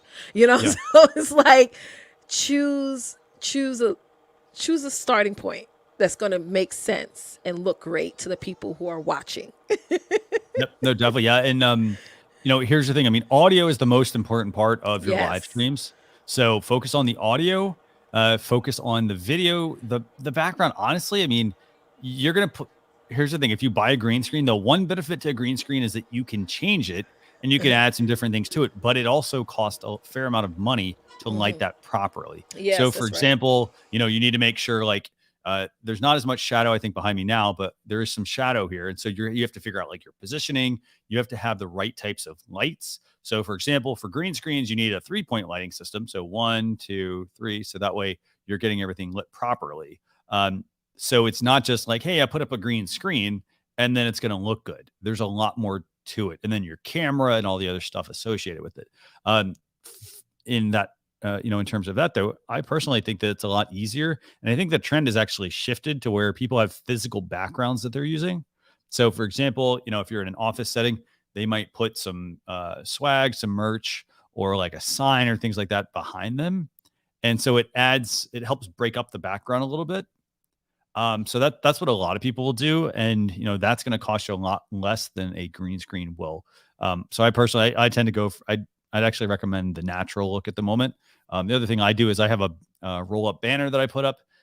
Usually it goes behind me, and then that helps add, give me a certain look. For example, if there's something behind it, it's not messy office they're seeing. So you do have to kind of figure that sort of stuff out. Okay, so let me go through a couple more of these comments, by the way, here, and then we're going to let Leticia bring someone else on. But let's see. So, okay, so here's a good question. So, and by the way, if we don't get to your question, if we don't answer your question, just know that you can retype it in there, put hashtag asked, and we will work to get to it. So, Marquette is asking, I have a question within the headphones. What about when you have a cooking show with virtual guests? What would you recommend? Because there's a lot of movement involved, of course. So what I would recommend for this, I don't know if you've checked out the Rode Wireless Go 2. It's basically a wireless transmitter. So one of them clips on you and the other one will actually go on your camera or your laptop. And that creates that wireless signal and it allows you to move around freely so you don't have to have the cable. So that is one option. The other thing is some people will also use for a mic, they'll basically put a microphone on a boom arm and it'll go above you. And so as you're speaking, it's picking up that sound, but it's also picking up all of the other sounds that are potentially around you. But for something like that, what you're doing, I'd probably say, look at the Rode Wireless Go 2. I recommend getting that directly from Rode if you can. It's a couple $100 actually for a system, but it's a very good system. It allows you the freedom to move around. You can put it on your laptop, put it on a camera, all the other fun stuff that goes along with it. It also can pick up different channels. So it's a really good wireless product. Let's take one more question and then we're going to bring on our guest here. Actually, I'll take two questions. Kmar is asking, what microphone am I using? This is the Shure SM7B. I hope it sounds good. You'll have to let me know how it sounds in the comments, but I'm using the Shure SM7B. It's on a microphone stand. And then I also have, I'll hold this up real quick. So this little red thing that's here, this is, it's a cloud lifter. And what that does is this microphone doesn't always, like if you just plug this into a mixer, it needs more power. And that's what that little red device does. It gives it a lot more gain, it boosts the sound. So you have to think about that in terms of microphones. If you do buy something like this, you might spend $400 on the microphone, but then it's another $100 or $150 for that cloud lifter. You're looking at almost $600 for the microphone at that point. So it really comes down to, about six something. So it really comes down to how often you're going to use it. So do I need this to start with? No, not at all. I'd recommend getting something like the Samson Q2U. It's a $70 microphone. It works for USB and XLR, and it's actually a really good sounding mic for the price. Let's do one more question I mentioned, and then let's bring in our guest. Let's see. Let me see. Jaden, we're going to get to your, I made a note about your question about StreamYard with Zoom, being able to bring Zoom into StreamYard. So I've got that on our notes. I appreciate that. And then one question here. Lavelle asked, this is a good question, actually. If I schedule a show for a specific time, what happens if I experience hiccups and start a few minutes later than the time I scheduled it for? Now, I want to kind of, I'm going to take a couple of parts of this. So the first thing is Facebook has a rule where when you schedule your stream, if you don't go live within, it's like 9 to 10 minutes, it will actually warn you when you're like 5 minutes out, like 5 minutes away from hitting that. But let's say you happen to go beyond the 10 minutes. Here's the problem that's going to happen. It's actually going to cancel your stream. So Facebook will automatically cancel your stream. And if you've been sending links out to people and all the other fun stuff, they actually won't be able to get to your broadcast because it actually won't be there at that point. You'll have to reschedule it. So one thing you want to keep in mind for something like that, if you're starting a couple minutes late, if it's like 3 minutes, 4 minutes, 5 minutes, under that 10-minute window, I'd say like 5 minutes max, then you should be fine. But to also help kind of offset some of that stuff, make sure you're at your, like, if you're going live, and I mean, I'm sorry, we started a few minutes late today. So, if you get to, like, if you're going live at 12 o'clock, don't show up at 12 o'clock and start Right. going, right, Leticia? Show up, Right. like you and I talked, we said, hey, we're going to get on like 15 minutes ahead of time, and I couldn't figure out why my stuff wasn't working. But 15 minutes, you are in your seat before you go live. Yeah. It's not Right. show up and then, oh, now I got to actually go through the motions. Build that into your show. So if your show starts at 12, 15, 20 minutes, you've already set up, you're ready to go, you're hanging out your laptop, maybe you're reading the comments, all the other fun stuff that's there. So any advice you want to add to that one? Well, I have this show called Success Spotlight, and what was happening was there was times where the guests would show up late. So what I would do was I would schedule the show on YouTube, because they don't cancel it. At least they haven't done anytime soon with my streams. And then when we go live, then I will add all the other destinations. So you guys are probably saying, well, don't you want people to know in advance that you're going to be interviewing that person? Yeah, I have graphics. I post those on my other social media platforms so that people know that the show's going to happen. Because I do this one thing with my show where I say like 8:30 p.m. ish, with the ish at the end. And I do, especially when there's times throughout the year, because you guys know I have 5 kids.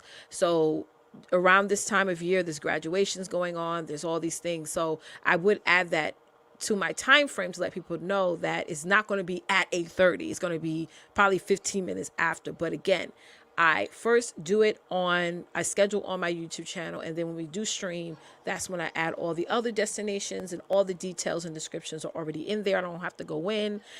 This is why StreamYard is so awesome. I don't have to go in and redo the titles over again or anything like that. Fantastic. Yeah. And by the way, I just want to make a quick note. Leticia, I was reading the comments here. By the way, we are going to be running a giveaway very shortly for some StreamYard merch. And what I'd recommend doing, and I think Leticia put it in there, but it's not the giveaway time yet, but put hashtag love StreamYard. If you already put hashtag love StreamYard, do me a favor, just put it again.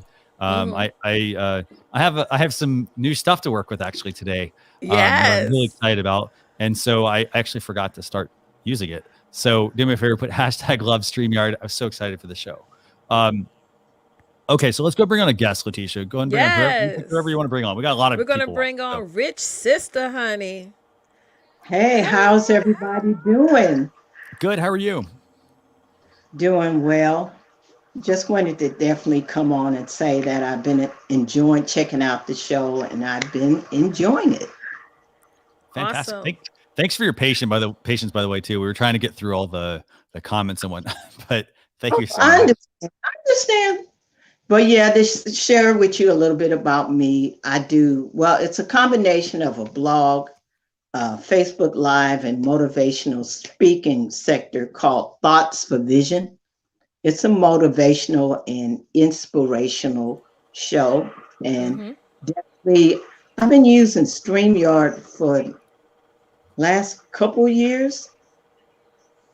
Last couple years, 2 years at least. I've been using StreamYard, which I love. So I really love the platform, because I really love that you can show your comments on the screen and just look up the show. It just looks professional, and definitely, like you say, with your show titles and your banners, you can create those banners to highlight specific topics and stuff like that. So I love it. You can have it right on screen. I love it. Fantastic. Do you have a question for us, by the way, or just want to come on and just talk to everyone? Yeah, and hang out with us. Just suggestions about how to build your audience, because see, I'm definitely in agreement with you, what you were saying about, look, I don't come on just to come on. When I feel a topic brewing or whatever is hitting me, I mean, that's when I come on. I don't just come on to come. I ain't that bored with life. But in a sense, still, you want to do something to build your audience. That's right. I mean, and I be looking at people, and sometimes I look at, okay, they doing this and got tons of followers, and and get one sometimes. So, and not mad at it. You understand? Not mad at it. That's them. But still, you want to do stuff to know how to build your audience. Yes, yes, yes. So what's your channel about? Let's start there. What's your channel about? So tell me what your channel is. I'll actually bring it up while I'm over on YouTube.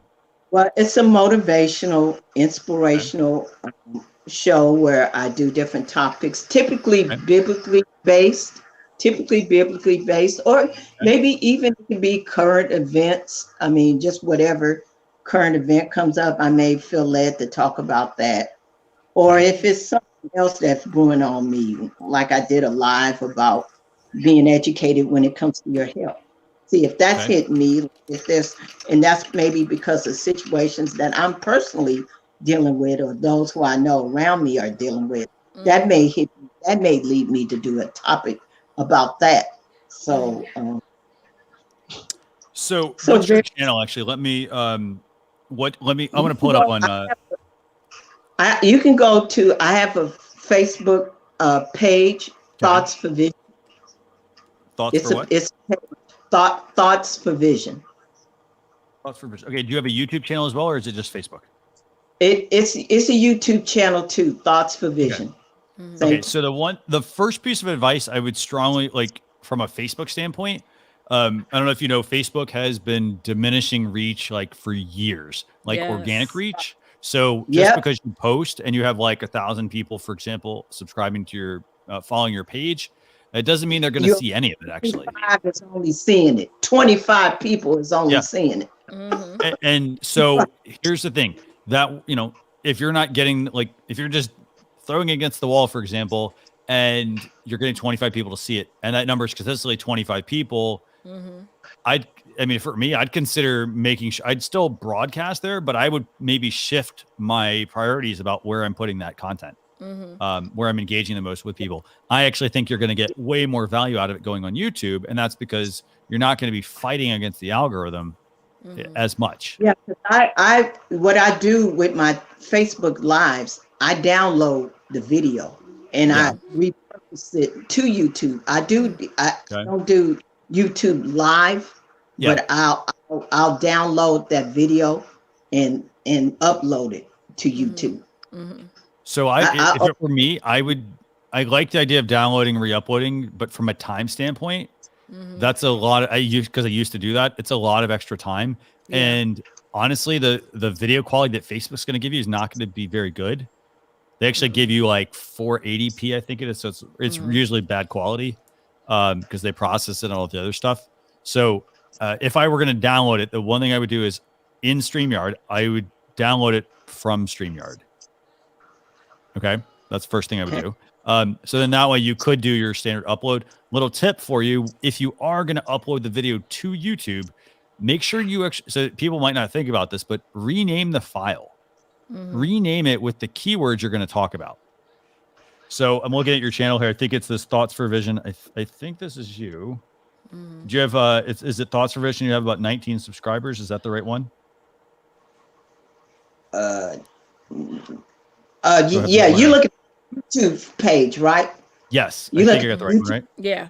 Yeah. You're looking at YouTube. Yeah. Okay. So it's like this, right? Let me just pull this up real quick.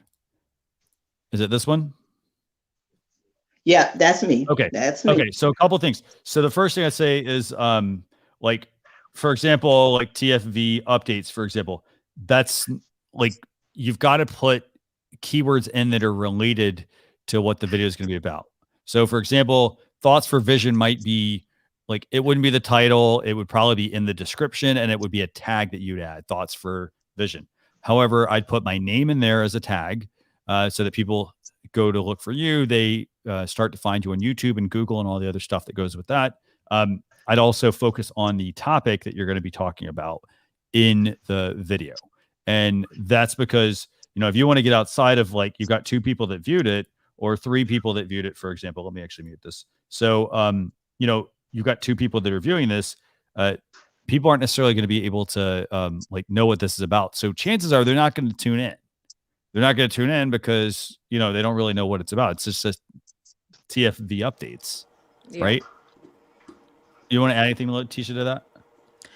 Okay, so I wrote down some notes as you were speaking, love, and one of the major points that I wanted to make to you is scroll stopping content.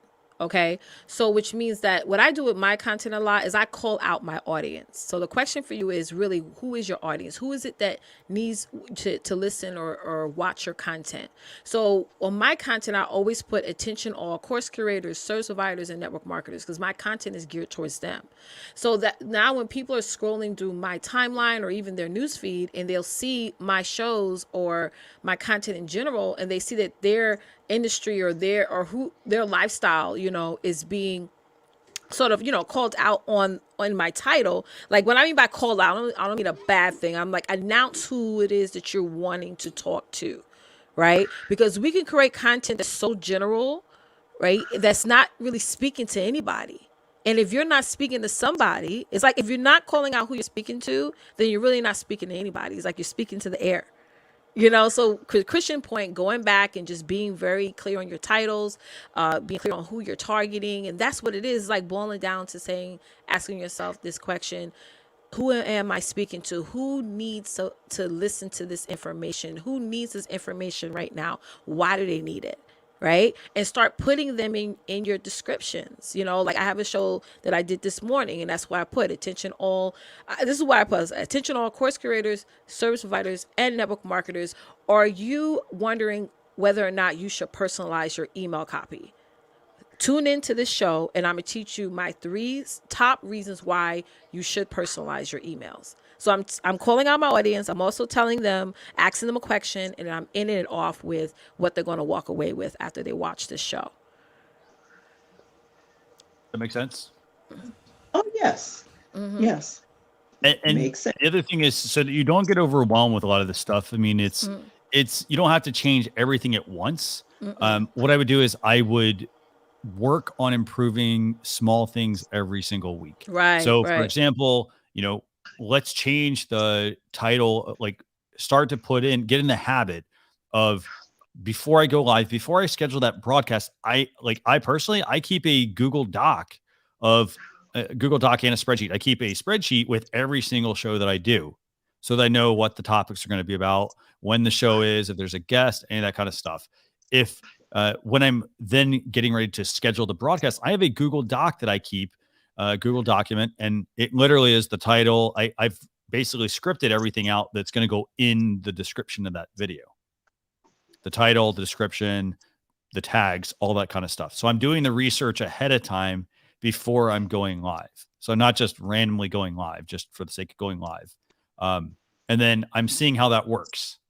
And then what I do then is I look at it and say, okay, well, maybe I need to, I make sure my thumbnail, for example, matches that. Or I look at it and I say, okay, well, that didn't actually seem to go as well as I wanted it to. Then what do I need to try for the next show? Let's try it for like a month of doing this one action, and then see how that changes. Because, I look at how many, views you have on some of your videos, and I want you to get views and more people watching that content, because everybody has a message that should be shared. Right. So, Amen. So I'd recommend that. And the other piece of advice I'd also give you is, it's not this week, it's not next week, right, Leticia? We have another show that we do on Saturdays. It's with Daniel Batal and Dee Nemen. It's called YouTube channel reviews. Yeah. And if you go on there, I would strongly encourage. It's like, I think it's the second or third. We'll get the date here. But basically, all they do is review your YouTube channel. Okay. That's it. That's all they do. So they'll look at it and they'll say, well, hey, for example, I can't tell what the topic's about. Or, you've got this channel art and, you need to make some enhancements to things like that. And these are people that they have a really big following as well. So be sure you check out their shows, what I'd encourage you to do. Okay. Well, I thank you so much for your advice. Thank you so much. And thank you for the time on air. Thank you so much. Very welcome. Keep it up. And again, if you have questions, you're welcome to reach out to us. So, yes. Thank you. Awesome. Take care and God bless. Okay. Bye.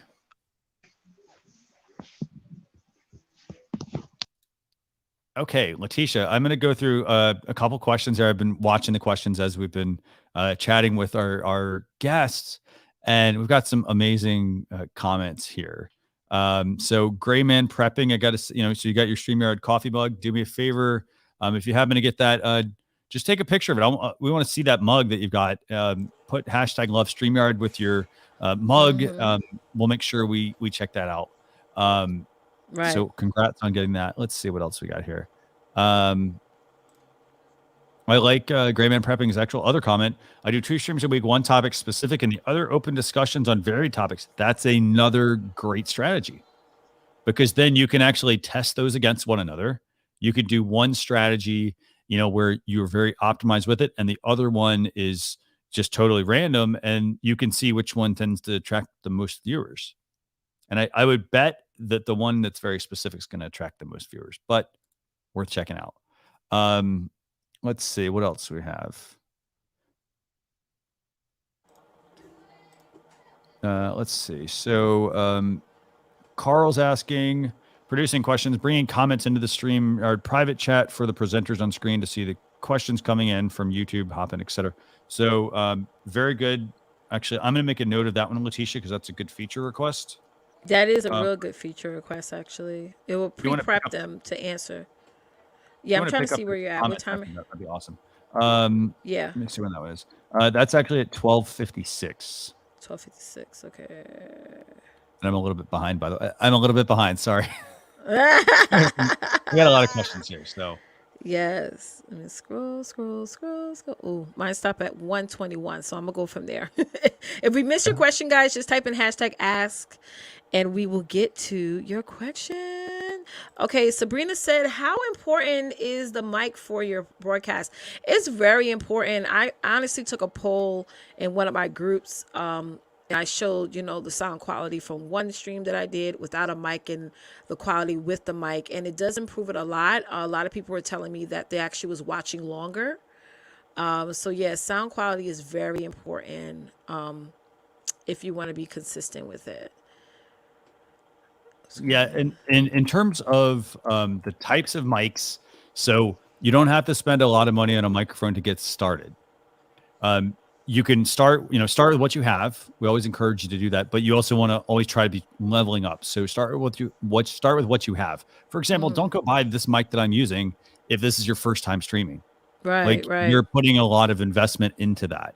So and you're putting into something that you still have to figure out how to make it work, how to make money from it, all the other stuff, with that. So I would recommend, I like the Samson Q2U. It's a $70 microphone. It has a little stand that it comes with. It has a really cool feature. And the feature is, instead of being something like a Blue Yeti, which is typically a USB only microphone, and that's not an industry standard. USB microphones, they plug in a computer. However, the downside to a USB mic is that if you want to upgrade to a mixer, for example, we talked about doing a call-in show earlier with the Rodecaster Pro or a Zoom PodTrack P8, you would not be able to plug a USB mic into a mixer. So, that's if you want to expand things to some of the higher quality mics. And so that's where the Samson Q2U, the thing I really like about it is it does USB, so you can get started with it. And then let's say you're ready to level up, it includes XLR. So then you can include an audio interface with it. So it's a fantastic option to consider. And it's only $70, by the way, which is for a mic really cheap, because a Blue Yeti, for example, is $150. So you're getting a really good mic there. Right. Leticia, what other questions do you have here? I like Eric's comment. Sound, video, others. That's a good way to put it. All right, let's see what other comments we have.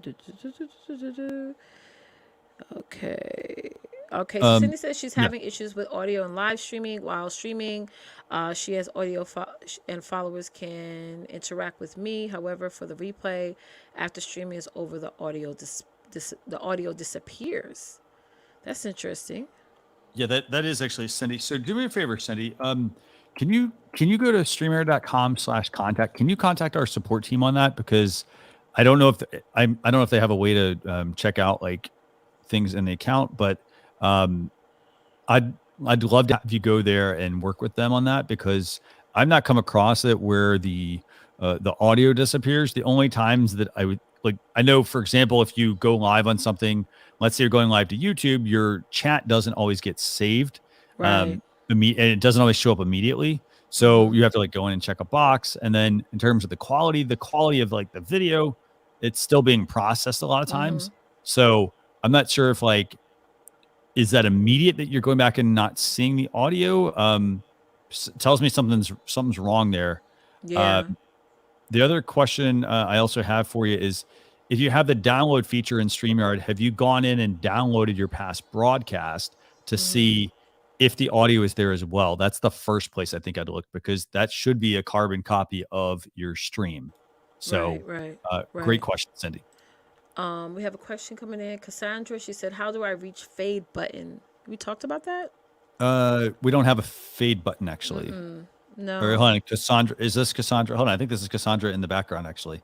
So there you go. Yeah. So we'll bring your question. Actually, let's bring up a different question. Actually, let me bring up one here. Yeah. What do you got? Cable cord for my router to change. Yes. So I just want to answer this. So I was working with Verona, actually. So she had a challenge. She was running into some freezing of her camera. And so what I had talked with her about doing was plugging into her router directly. I also took a look at the type of computer she was using, and I said, well, hey, let's test a few things. For example, if you're using a laptop and you're using the built-in webcam, and you're like, for example, as you're adding more people to your broadcast and you are the broadcaster, you need to have enough resources on your system. And so because, like, I think the quality of the webcam was the built-in webcam. It was also a 11-inch HP computer.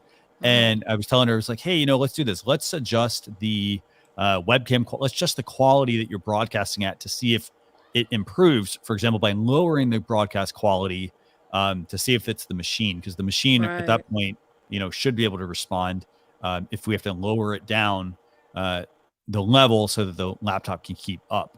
So that was what was happening. So what I told her was, hey, you know what? Use your iPad or your tablet because that actually might, like some of these, I'm actually running a tablet right now as my external monitor. I mean, tablets are getting really fast.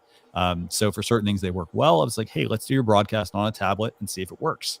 But that's from Verona. Got another question, actually, by the way, too, from Noah TV. Is there a way you can put your screen on the live?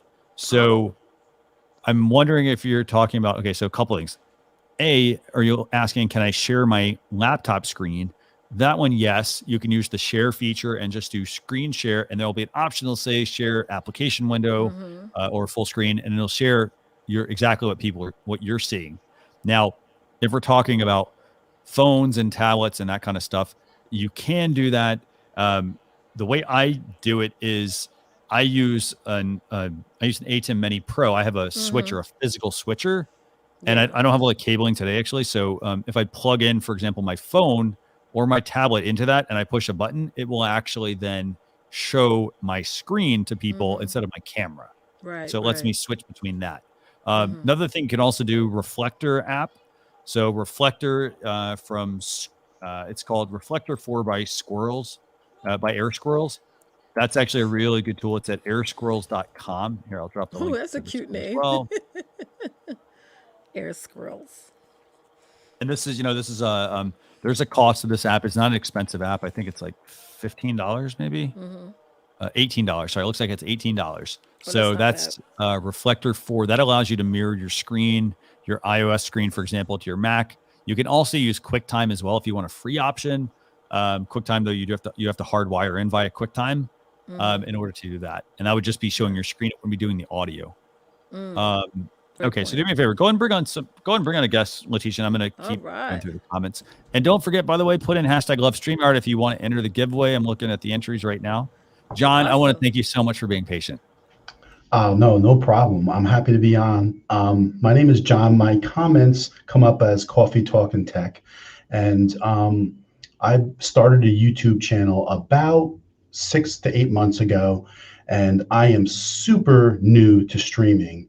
And when we first talked about some of the comments of, being so new and streaming, I just want to say that, first of all, when I found StreamYard, which was through Live Streaming Pros.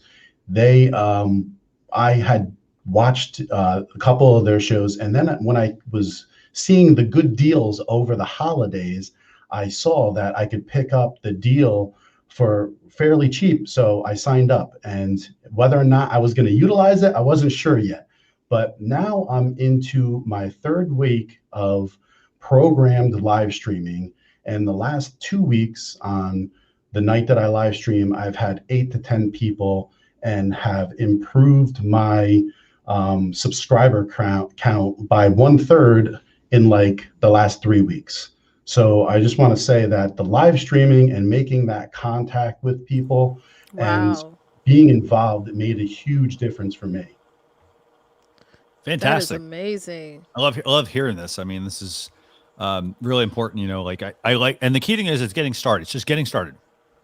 Like start with, you know, like I see you've got the Rode windscreen there. You know, I like your background, by the way, in your camera. It looks good. Yes. Very good. Thank you. I have a little background with tech, so that is super beneficial. I built out my computers custom. So there was a lot of things tech-wise that I was really easy with. But with starting a YouTube channel and not knowing how to edit from scratch and teaching myself DaVinci Resolve and teaching myself slowly everything. But when I found the streaming, I kind of like just fell in love with it. Right. And I don't know what it is about it, but I just like the direct contact with the people and the impact it makes. It's super clear how it impacts people much differently. And I'm more comfortable on camera, which is the opposite of most people, than I am with doing my own videos. Right. It's just me, but I just want to say that, you know, I'm still learning a lot. Like right now, I'm using my virtual cam through OBS, and I'm still working with the offset sync with my audio timing. So there's some improvements I'm trying to make on that. But I like using OBS because then I can add like a lot of little things in that's kind of cool. Like if I get a subscriber, I could drop some confetti or add something that's kind of funky, you know.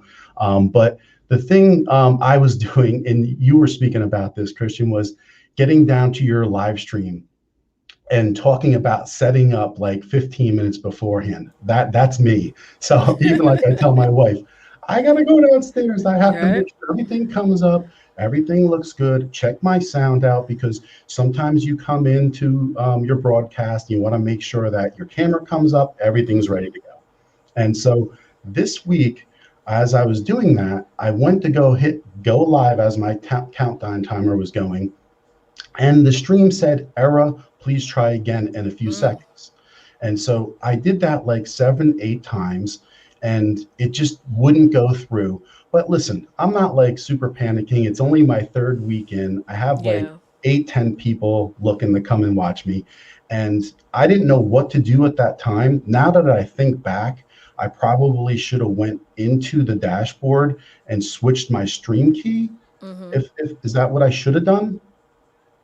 What was the, remind me again what happened? So when I hit the go live, right when I'm in StreamYard, it just said error, try again in a few seconds or minutes or something like that. And so I did that several times, and it still just would not go live. So at that point, it's like I'm a minute behind. I'm like, you know, like I said, I only have a few people, you know, watching. I was like, I know my links are going to go dead if I just get out of that broadcast and then start a new broadcast. But that's what I did, because at least if people came in, they would find me on my page. They know what time I go on.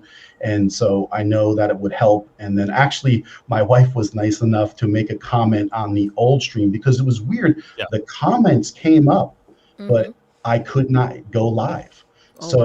I was thinking, is that what I maybe should have done first, is gone into my YouTube dash and then switched to stream key? Would have that had a possible chance of fixing that? It could have fixed it, but I think what you may end up happened is you may end up running into issues with potentially with with Facebook not liking something, for example. But I would have just created a new broadcast. That's what I would have done. Right, I mean, which I did, but it just like, you know, like I said, I'm super small, but in the future, I want to make sure that it's not nothing that I did, because if you do have 50 people or 80 people and you start a new broadcast, like you said previously, right, that link goes dead. And, but for me personally, like, I hope to have 50, people watching in 6 months. So that's my goal. And, I just want to say, if there's anyone new out there that hasn't tried StreamYard, I absolutely love it. If I don't think people really grasp the idea, and like I said, I work in communications, so I can tell you 10 years ago of someone being able to sit here and have a switcher and have the things that we have to do in a one-person broadcast. It is like simply amazing. And then having StreamYard to make things even much more interactive between your clients or your audience is just amazing on top of it. So I definitely tell everybody about it, and I love using it. And I just want to let you know that. Awesome. Yeah. And we got a couple people asking, by the way, about your audio. They were saying, some people were asking if you were using any audio filters. Other people were saying that it sort of sounded like you were in a tin can, maybe. I don't know if it doesn't sound crisp, they were saying. Okay. So here's the thing, right?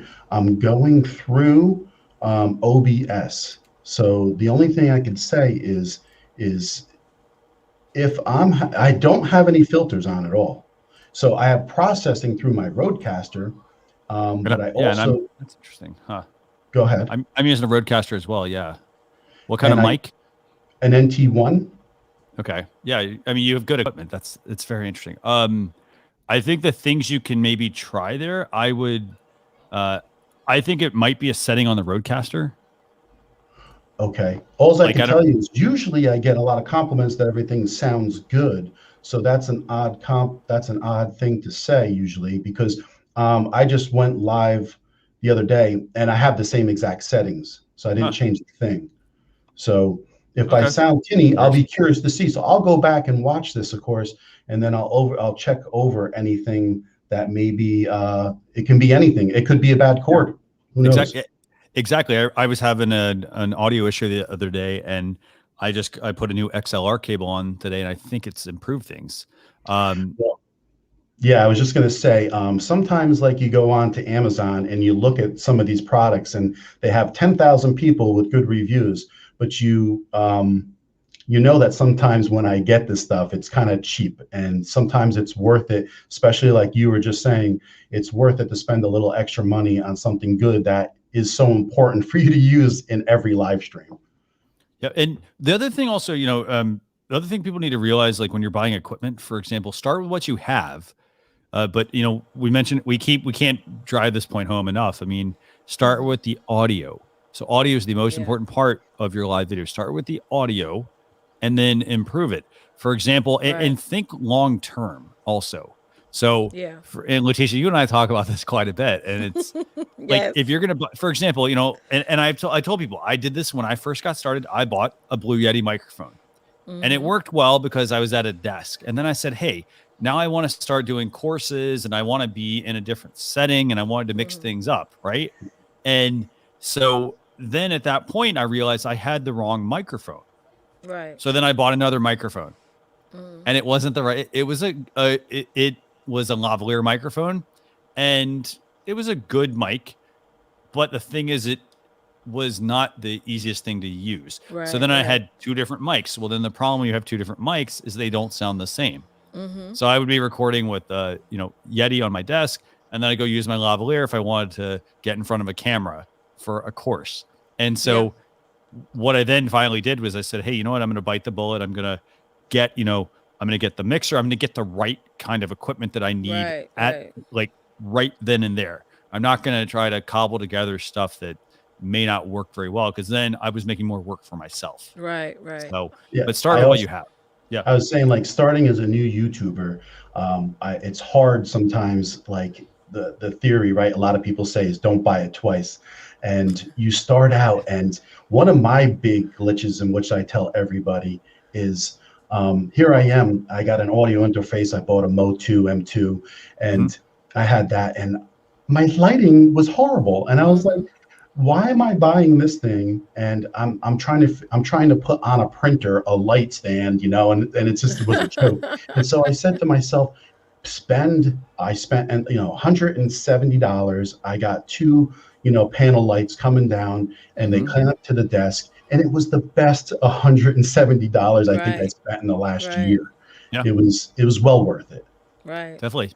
Yeah. And I'll even say that like even with lighting, when you get into lighting, for example, you can I spent the time learning how to position my ring light Yeah. so Takes that I'm not time. getting the alien eyes or whatever they're, I think that's what they're called. So I'm not getting the rings in my eyes. And that's Yes. because, for example, what a lot of people do is they put the light directly towards them. But the thing is with the ring light, I go up and I actually tilt down Yeah. so that it's casting down on my face. Right. So, Exactly. it's creating that cone. Yeah. So it's just some stuff to remember. But no, I want to thank you for coming on. And Anytime. Thank you.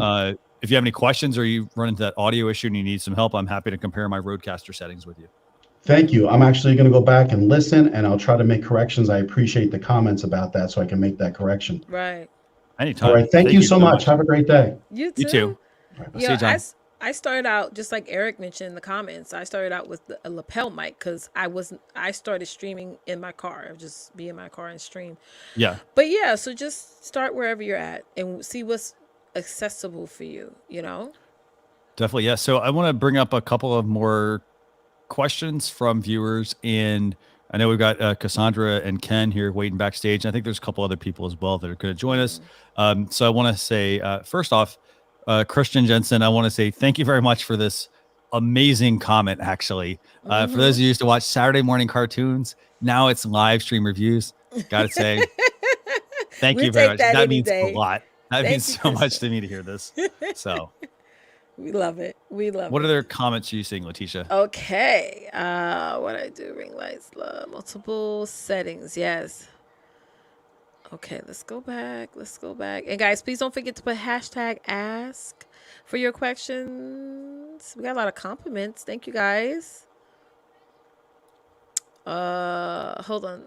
Kimberly asked a good question. She said, is there a way to share screens from one device and still be able to see and be in the live and see participants and viewers? I led an online youth Bible study, and when I want to show visuals, I have to log in from two computers to show the visuals and then be able to still be a part of the live without visuals being blocked. Okay, so give me a second to actually go read that one, because there's a lot. I was making some notes here about some of the feature requests people were having. So let me go back and actually look at that one real quick. Yes. Okay, so let's see what we got there. Is there a way to screen share from one device and be able to see and be seen in the live and see participants, viewers, lead a Bible? Okay, so I will say the one, and my screen's going to go black here when I do this. Actually, I think, let me see. Nope, no, there it is. Okay, so I'm using a switcher. And so I think this is actually what you're kind of looking for. I think you're looking for like a picture-in-picture. Yeah. And so I'm using an ATEM Mini Pro. If you want to turn that comment off, actually. Let's turn it off. Yeah, if you could put that in the comments. So basically, this is an ATEM Mini Pro. And so as you can see, I've got a camera here up in the corner. And the great thing about the ATEM Mini Pro is I can move this around. Now, answering her question, so if you have an iPad, a computer, another camera, a phone, doesn't really matter. You plug all of them. You can plug whatever the source is into the ATEM Mini Pro. Right now, I don't have any other cables with me to be able to plug in my phone or my iPad. Actually, no, I don't have it with me. Sorry. So the way that it works is when you plug it in as a camera source, I would be able to, for example, switch. Right now, I'm on camera 1. I switch to camera 2, and then I'm still able to have my picture-in-picture in the top corner here. Does that make sense? So then that way, she's still able to be on screen, and then she's still able to have her phone or her tablet or her computer, whatever she has plugged in as a camera source, she's able to have that show up on screen. If that doesn't answer your question, let me know, because there's lots of there's other ways to do this as well, but that's the easiest way I think to do it. Do a screen share. You could also try a Reflector app. You can cobble together other apps and use what's called a virtual camera as well for that sort of thing, and that will allow you to do mashups of those sorts of things. Let me see. Let me go through this. Feel free to bring up some other questions, by the way, while I'm looking through this. I think we answered this one by Eric about that would be good for future requests. Hashtag asks could go to the queue of questions. Like there would be like a Q&A tab somewhere on the screen. Maybe that's what he meant, that all the asked question would go there, so we don't have to fish through the comments like how we're doing now. I think that's what he means. Yeah. That's a very good question. Yeah. So like queuing up comments, great one. NLTMW, we got your hotkeys comment. Can you also bring up NLTMW's question about the ATEM as well? Yep, right here. So, so he's saying, does it require HDMI inputs? That's correct. So, for example, if you happen to have an external webcam like a Logitech Brio or C920, you are not able to plug that into the ATEM Mini Pro because it uses, or any of the ATEM Minis, because they require HDMI, which means your camera needs to be an HDMI connection. Now you're like, hey, how do I plug in a phone or an iPad or any of that kind of stuff into an ATEM Mini?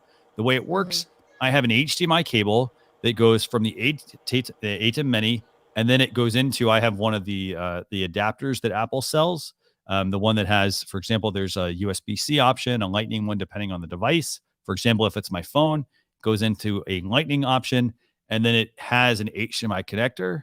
And so it goes the adapter into the phone via HDMI cable over into the ATEM Mini Pro, and then I'm able to make that switching. So that's how you can do that. Very easy, super easy to do, actually. Let me see what else we got here. I have one question here by IRC. He says sometimes when folks are demonstrating their StreamYard setup and screen, they don't show the visual echo effect. Any quick hints on how to make that work? I'm not sure. I'm not sure what the visual echo effect is you're referring to.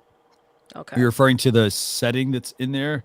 So inside of your settings under audio, there's an echo cancellation feature. And that should be available across everyone's accounts. So it 100% should be there. Okay. So just let us know. Yes. Let me see. Is there a way to set up your banners, etc.? Here's another good question from Purgatory Paranormal of New York. There are no dumb questions, by the way. I will say that. No dumb questions whatsoever. None. Powerful people ask powerful questions. Remember that. Is there? And here's the thing. If you never, like, it doesn't, everybody starts somewhere, right? And they all start, you may start your journey at one place and someone else is, down the road a lot further than you. And that's because maybe they've got different experiences, but you all start at, everybody starts like at different points. And so in this case, I mean, is there a way to set up banners without having to go set up a broadcast? I don't know of a way actually to do that. So I always go into a broadcast and then I go and I create folders for my brands. And then I put the banners that I want in there, but that's how I work. So I put everything into the one broadcast. So I go into a broadcast and then from there I can create different brand identities basically. So that's the way I work. Awesome. Let's see what else we have here. So another comment from NLTMW, adding left column identical to the current tab 1 would make it easier. Noted. So I'll put that in the feature requests. And just a follow-up for Kim. She said does she still need 2 devices? And by your response, we'll be able to still see the back room. Was really trying to do it all on one device. So you would still need, like, if you're trying to show different devices, like the only way to kind of get around that is to use, as I mentioned, a virtual camera app. Like you can check out, let's see what ones are out there. By the way, if you know of a good virtual camera app, if you're watching, do us a favor, drop it in the comments. Just drop the name of it, please. No links, just the name. There are virtual camera apps that will that you can use. But here's the other thing kind of have to look at. Like we mentioned, Reflector, that might be one option. For example, Reflector 4 from Air Squirrels. When you start to look into those, they have costs to them as well. Yeah. So absolutely. If you're like, hey, I want to do it with one device, you still have to potentially pay for some of the software right. that might be involved. Yeah. So just kind of keep that in mind. And one last question, Christian. One last before we get to host. She said, "How do you? I'm sorry, Going Green Mom. How do you add folders to the branding items to organize?" Okay, cool. Good question. Yeah. Want to share your screen? Yeah, let me do this.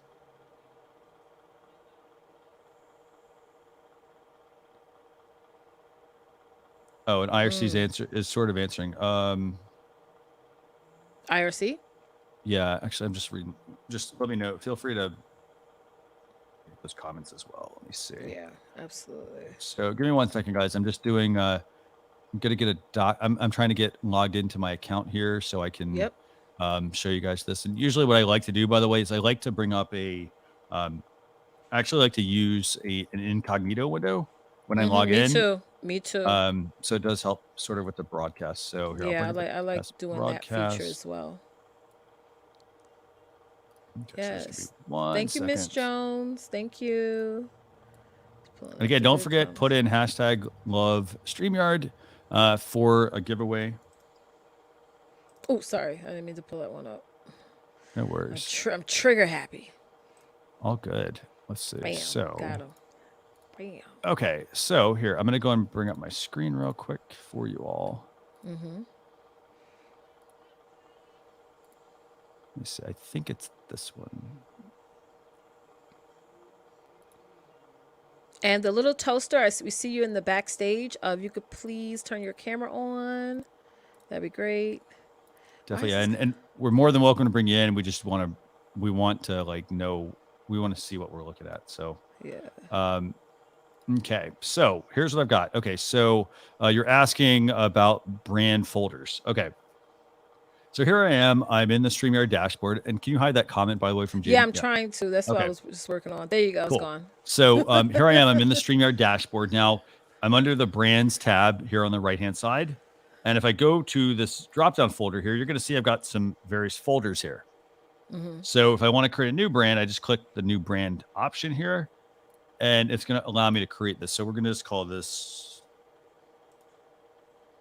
S brand. And so as you can see, I've already actually reached my maximum number of 10 brands, but that essentially would create one of these folders. And then now at this point, let's say I want to let's look at live stream reviews. So when I click into live stream reviews, I'm going to have my brand colors. I'm going to have the theme that I want to use for the broadcast. I can upload my logo. I can work with the overlays that we have here. In addition to that, we've got video clips, so I can customize what's going into that particular brand folder. So just a quick recap, you go to brand, and then you go to the drop down at the top, and you can click on new brand here at the bottom.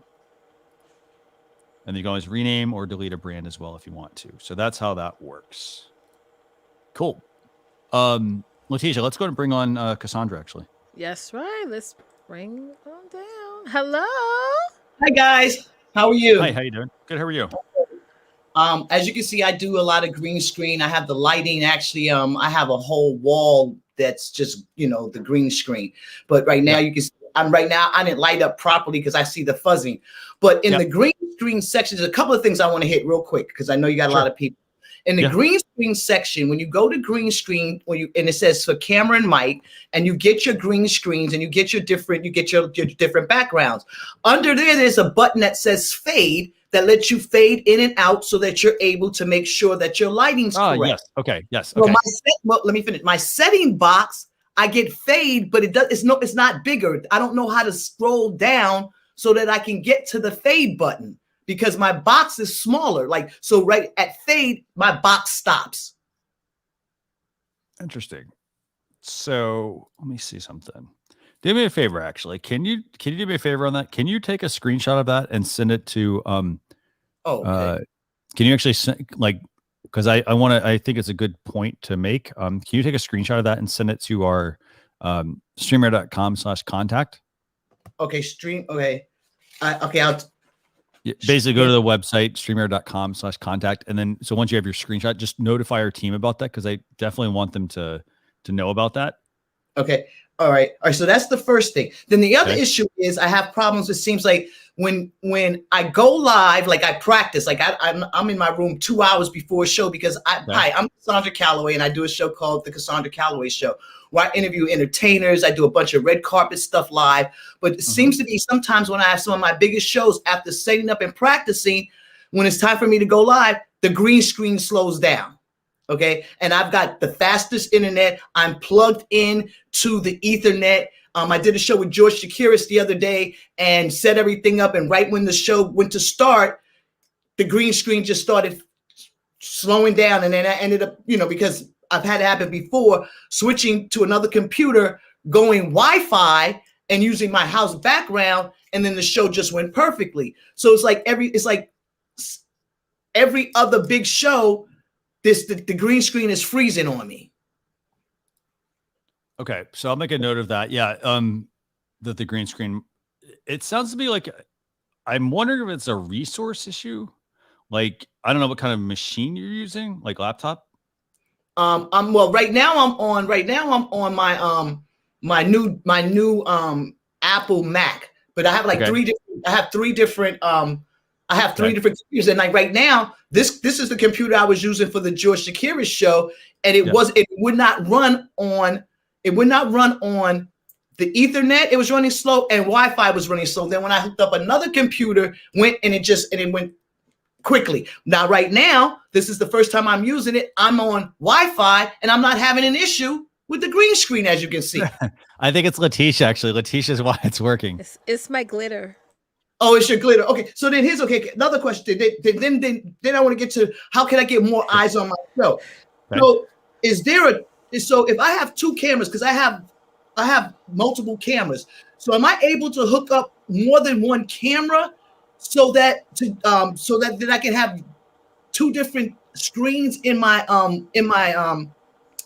during my show, so that I can show two different things, like how you had that picture-in-picture? Would I be able to do that with having a second camera, or do I need that switcher? So I think the switcher is going to be easier. I mean, you can have so here's the thing. If you plug multiple cameras into your computer, okay, so then you're going to have to go into StreamYard and switch the source of the video. Okay. So that's if you have two cameras plugged in. Now, on the flip side of that, the way that I'm using it, and by the way, Purgatory Paranormal of New York, if you want to actually come on and actually talk to us about that, please let us know. Leticia, can you drop the invite link for them? Yeah. Because I want to hear what kind of two camera setup they're using. But so a couple ways you can do it. So for example, if you plug in two cameras, let's say they're two DSLRs, or two Logitech cameras, you're going to have to constantly go and switch the source that way. Okay.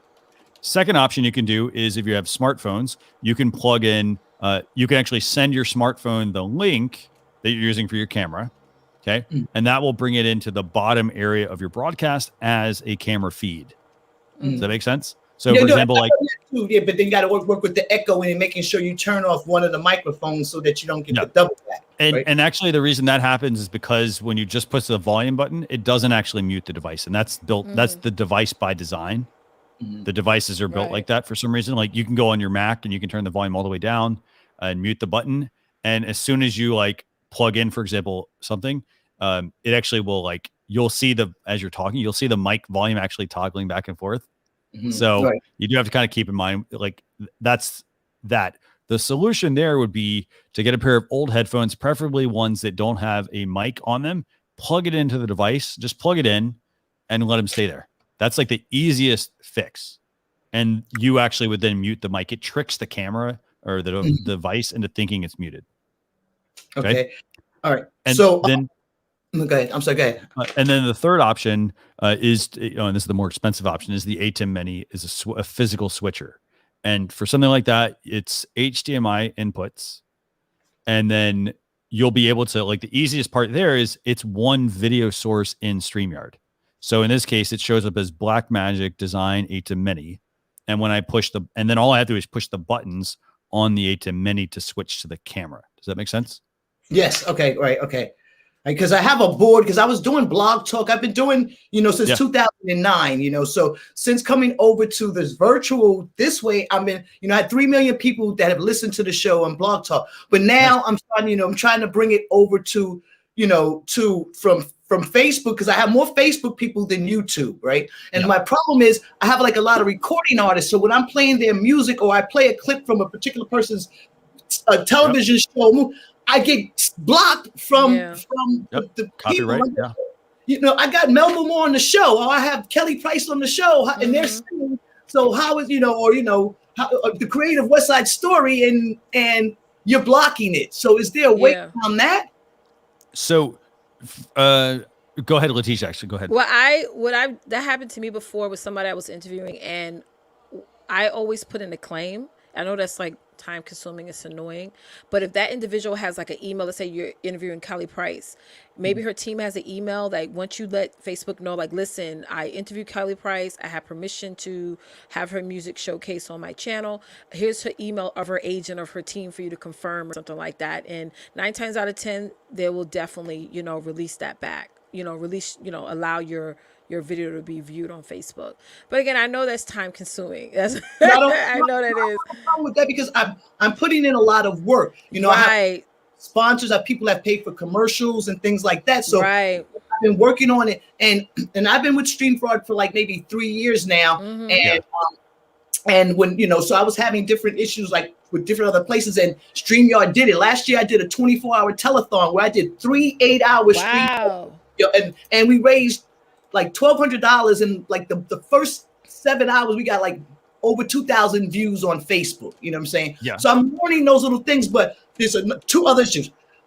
How can I incorporate the StreamYard link to my Instagram? Because I don't have that many people on Instagram. I have 5,000 people, more people on Facebook. But anytime I post to Instagram, I'm trying to get the people from Instagram to watch the show on StreamYard, because we can't stream to Instagram, correct? Right. So you can't, no. How do I do that? Instagram. Well, for Instagram wants you to be on mobile. There's no like there is. So I'm not going to name it, but there is software that people do use for that, but it breaks Instagram terms of service. So just by connecting your accounts to those, Instagram actually will ban accounts. I've known quite a few people that have had it happen. No, I was just trying to figure out how to put the show link on Instagram so that they can click the, you know, it's like if I go to my Instagram page and I say, okay, put in your bio. You can put it in. Okay. Go ahead, Christian. Go ahead, Leticia. No, I said I will put it in my bio. Just put that link there, and I will hyperlink straight to the show. And you can also use their services like Linktree, those kinds of services, and those actually have. They basically do this. They create essentially what's essentially like a little landing page. So when somebody goes to your like Instagram account, for example, in the description, there'll be a link that you can put in. You put that link, somebody clicks on the link, instead of just directing you to the website or just one other place, it actually can pull up a whole page, and it'll say something like, you know, you set it up whatever you want. Let's say it's like, you know, hey, connect with me on social media. And it could be YouTube, Facebook, Twitter, for example, if that's your thing. So that's some options. Feel free to send me a private message as well, and we can chat more on that one.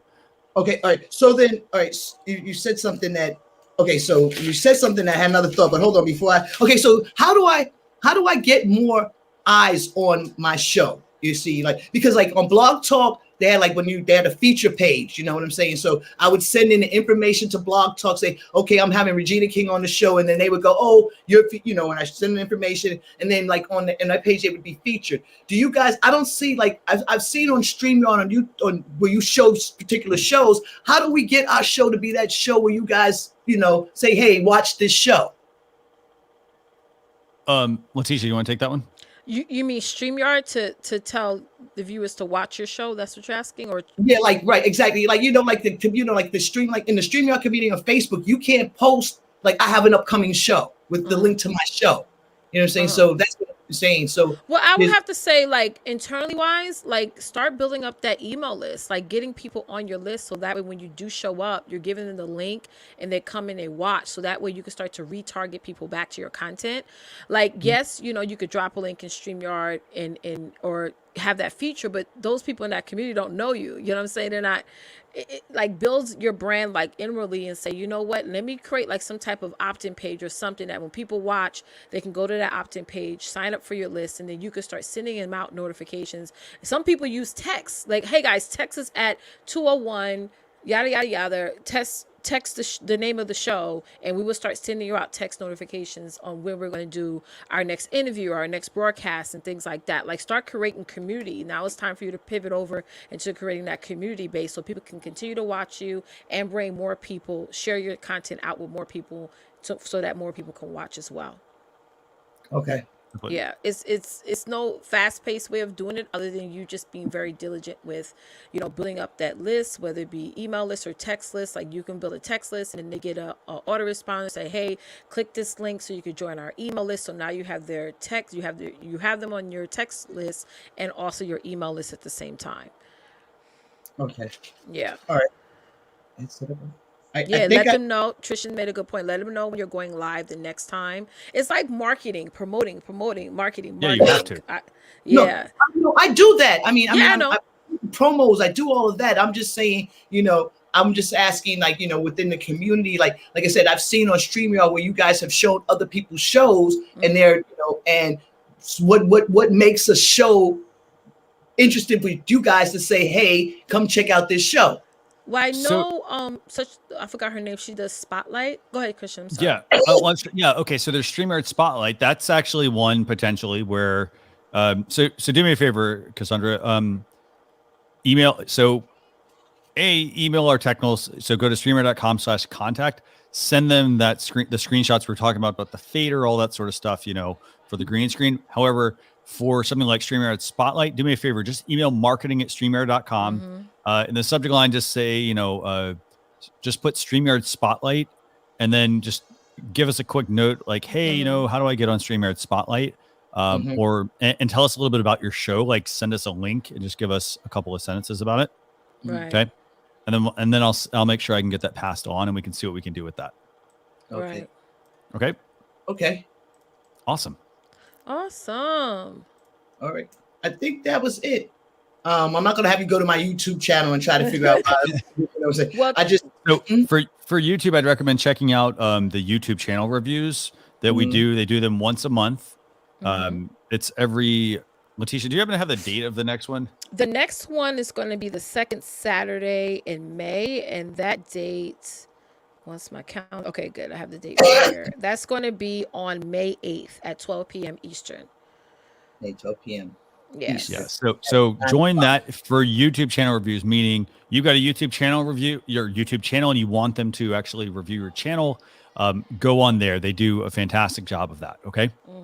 Right. Well, thank you guys. Make sure my show, the Cassandra Calloway Show, CallowayMedia.com.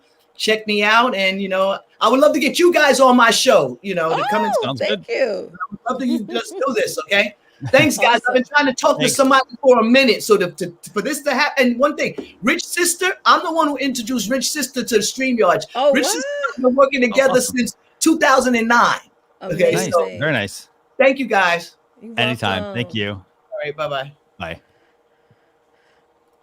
Okay. Very cool, man. We've got like, I got to say, I can't encourage you enough. Do us a favor. Don't forget, by the way, giveaway #love StreamYard. I love all the questions we're getting from our viewers. I mean, just so many things here. I'm over here trying to catch up on some of these. So, let me look at this. So Gina's got a question, and Leticia, I'm gonna let you bring on. I think it's Ken, right? Ken. Yep. Yeah. So Leticia's question. Let's do like a couple of questions here, and then we'll bring Ken on. So, any way of increasing the size of the video to upload instead of having to screen share? Yes, actually. So Gina. So I don't know if you know, we have the long form video feature on StreamYard, and that is Really so you actually would not be using the screen share feature. What you essentially would be doing at the bottom of your screen, you click share, and instead of share screen, there's a video file option. Right. And when you click video file, it will play any video of any length. It's something we launched. I think it was a couple of months ago, actually now. But that's how you would be able to play a video of any size. So here's more on the long form video. What other questions, Leticia, do we have there?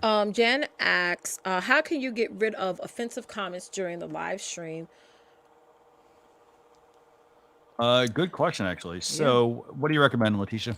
Well, I love StreamYard. I always say that. There's like if you hover over the person's name, not click on it, but hover over that person's comment, there's like 3 buttons like on the right side, and you could put user in timeout or a block user. That's one way of doing it. Or if you have a moderator, let's say if you're streaming on YouTube and you have a moderator to moderate the channel, they will go in and actually delete or retract whatever offensive comments, and also block the individual as well. So there are ways around to do it. I mean, but at the end of the day, there's something that happens to all of us who are streaming. You get some trolls sometimes. I got one other quick note, by the way. Just so to answer that question, how do you get rid of offensive commenting? The other thing you need to do, and this is some of that maintenance that you need to do on all your channels. Right. So on YouTube, on Facebook, you need to go to the channels. And for example, if it's Facebook, you go to your settings on your page, and there's an option to put blocked keywords so that they're not allowed. So that's the first thing. Second thing, on YouTube, same exact thing. You put in the things you don't want to allow. And then that should, you can also put in, for example, if it's YouTube, there's an option that says hold comments for moderation. Right. You can do that as well. The downside, obviously, is that they wouldn't show up immediately on your broadcast, but they would be something like that way you can control what does come up and what doesn't. For example, if you're doing, say you get a lot of people drop in like certain like website links, you could put in something to block website links and things like that. So you need to do the maintenance beforehand on the actual platform you're streaming to. So if it's, so if it's after the fact, you're going to have to then just go and delete them as they're happening. But if you set it up beforehand and then start your stream, it should actually work because it pulls in based off of what's in the platform. By the way, I just have one other quick little point. So I've got a tool I'm using for the giveaways, and I sort of kind of just closed the window. So do me a favor, put hashtag love StreamYard in. Do it again, guys. I had a whole bunch of entries in there, and I was like, oh man, like I just deleted them. Sorry. So put hashtag love StreamYard in there. We're getting close to the end of the show anyway, so I'll make sure I pull all the comments. One more time, y'all. Thank you. Okay, so let's do one more question, and then let's actually not. Let me see. I like actually I want to bring NLTMW's comment up real quick. Moderators are valuable when you're starting to start growing and attracting certain attention. Remember, you need a mod of each platform as well. Right. Excellent point. Right, because they need to switch around and move around and stuff. Yeah. So excellent point. So thanks NLTMW for that as well. Okay, so Leticia, let's bring on our couple guests here. Bring up Ken. So Ken, thanks a lot for joining us. Hey, thanks for having me in. Anytime. I messaged you earlier about some difficulties I'm having with audio. Okay. We do. I about a year ago, I was hired by a community group to start streaming music to their community. They do community development work, parent-child programs, and all kinds of things. And we were just going. We booked about 30 musicians over about a 35-week period, and we had we were giving them access to my client's Facebook page as admins for a temporary period, and they were just broadcasting live, and all I was doing was coordinating and scheduling and recruiting. But we ran into all kinds of problems, of course, because people were doing their shows with their cameras upside down and sideways and all the rest of it. So we were looking for a way to do things a little bit more professionally. And I was watching Mary Gauthier, the musician, and she had just discovered StreamYard, and said, "Oh well, this is pretty good. I can go for that." So we started using the StreamYard product, and boy, it just simplified everything because I had total control of all the shows now, instead of dealing with whatever people were doing with their phones. Most of our shows have run without a single blip.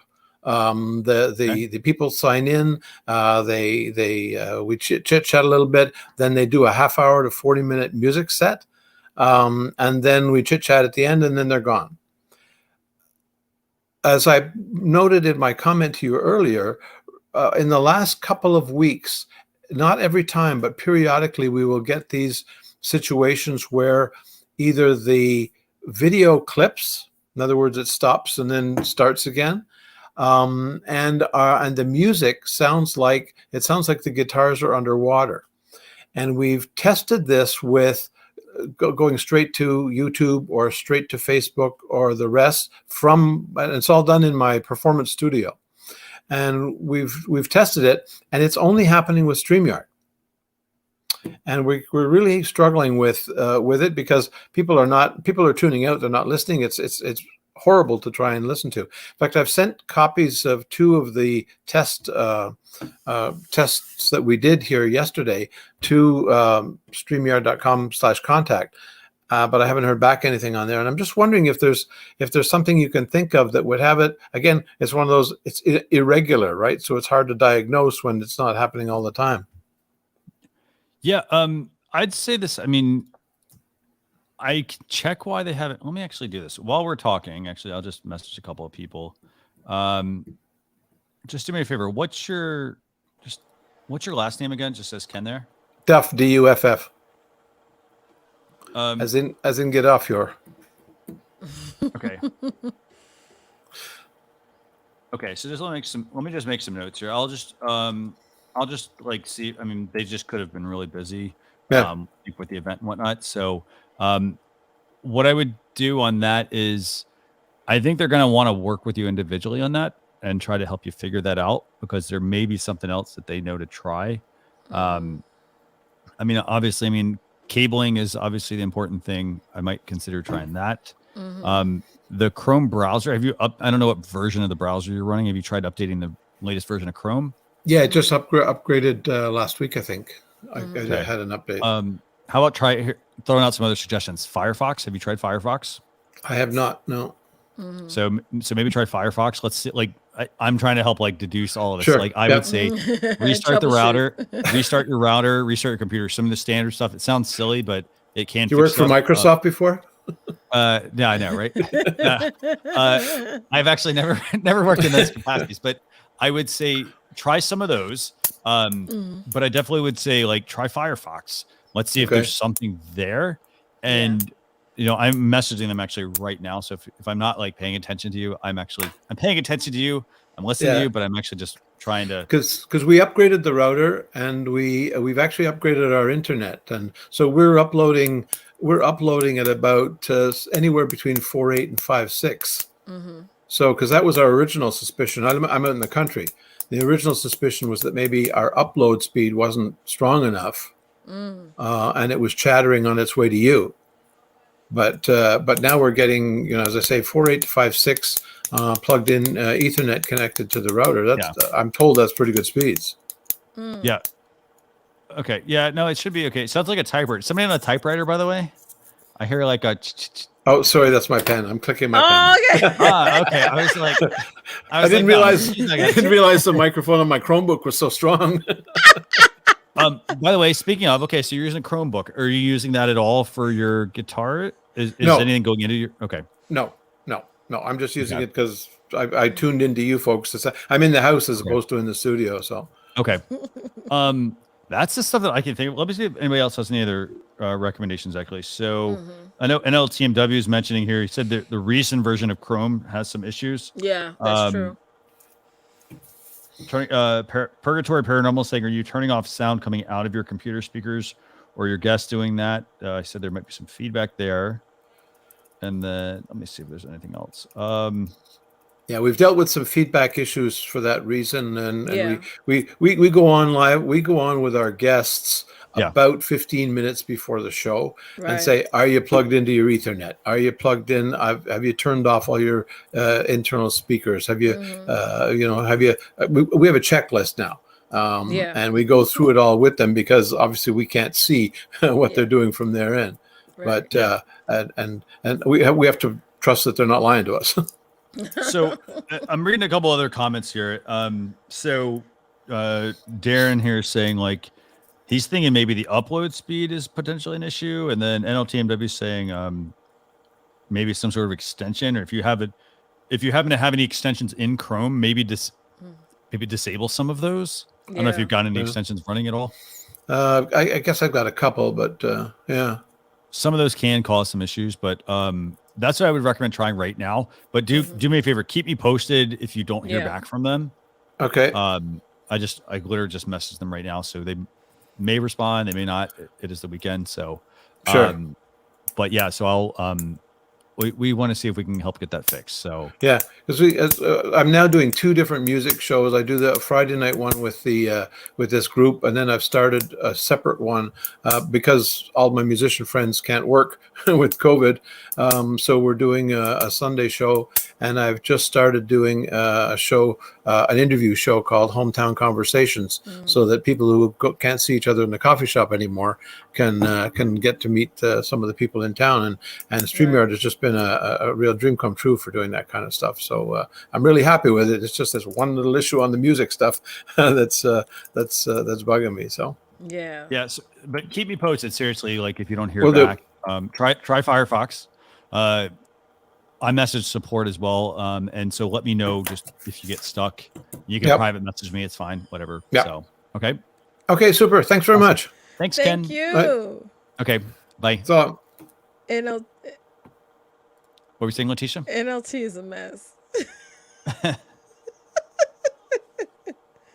Y'all are giving some great comments. Awesome. So do me a favor. Let's go ahead and bring on. Let's bring on our. No, we got a couple more guests here. IRC. Go ahead and bring on another guest. Yes. Hello. Hey, hi. How are you? Good. How are you? Good to see you again. Not too bad.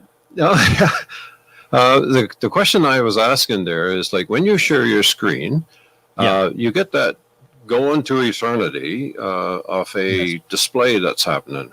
Now, I've saw some people that have done that, and they're just like we are now on the screen. It's not going on and on and on. And I tried that a couple of times, and I'm not sure how that's done. It should be an incognito window, actually. Try opening a second incognito window. Yeah, I've done that. I open on a laptop, and I open it on the desktop, and I had 2 screen shares, and all of a sudden, like I can't seem to work around it. So, but if there's a way of trying it or doing something different, I'll try it again, I guess. Let me do one more. Let me try something, actually. I think I might have your solution here. And thanks a lot for joining us, by the way, again. Yes. Good seeing you back. Hey, you sent me an email, but I figured you were really busy there, so. No, all good. No, You- no, totally. No, we had the event last week, so if I have been a little MIA, that's why. You did an awesome job there. I sent a little critique in too, but it was really good. So. Thank you. We really appreciate that. So when you were doing, were you doing an incognito window, by the way, or were you doing a were you A second opening, screen? Yeah. So I'm trying to think because I've done this before. Let me just see if I can. So when you're doing your breakout on your tech questions there, you showed your when you showed your screen, it did the same thing. It was just going on and on and on as well, right? Yes. Like not on the side, like all your brands and all that was okay, and the people on the bottom were okay. It was just your window, that little square there. It was just going on and on, and I've seen some people, like I've got 2 or 3 people interested in how to use StreamYard, and I tried to do a hey, just look at me, I'll show you my screen, and it's just goes right out, you know. So let me try something. Like, just share your screen now, and you'll see exactly what I'm talking about. It'll just go on. You're on mute, Christian. 1 second. He's just setting it up. Yeah, no problem. He's got me. Give me 1 second. Let me try this. I'm full screen too here, so.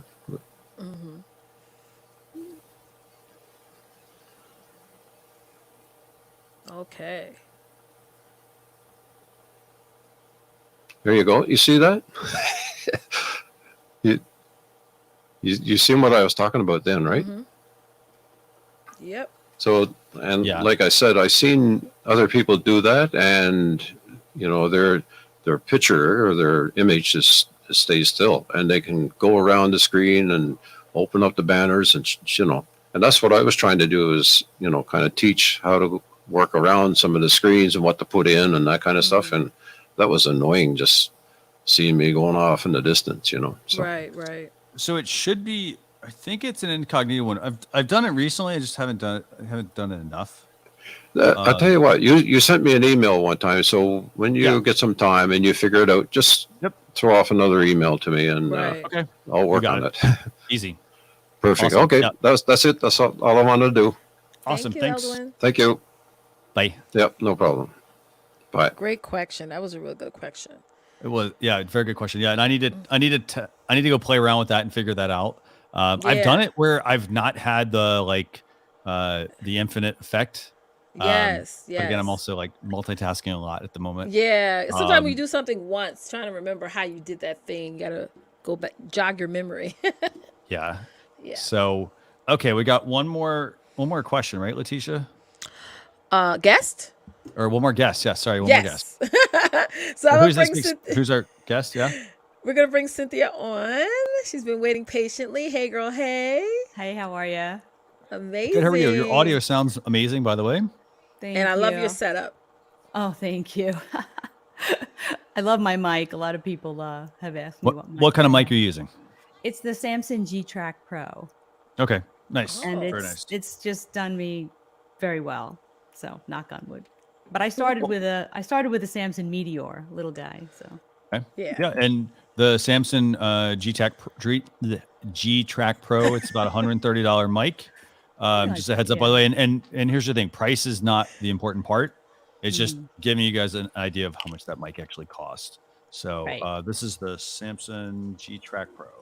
G-Track Pro, yeah. It's about $130. But your audio sounds great, and I guess you're going in with the AirPods, right? As your headphones? Yeah. They've actually worked out really well for me. And all these questions everybody's asking are wonderful, because all of those things are things that I have had problems with. The sound, the lighting. In fact, my lighting is a little funky today because I like it.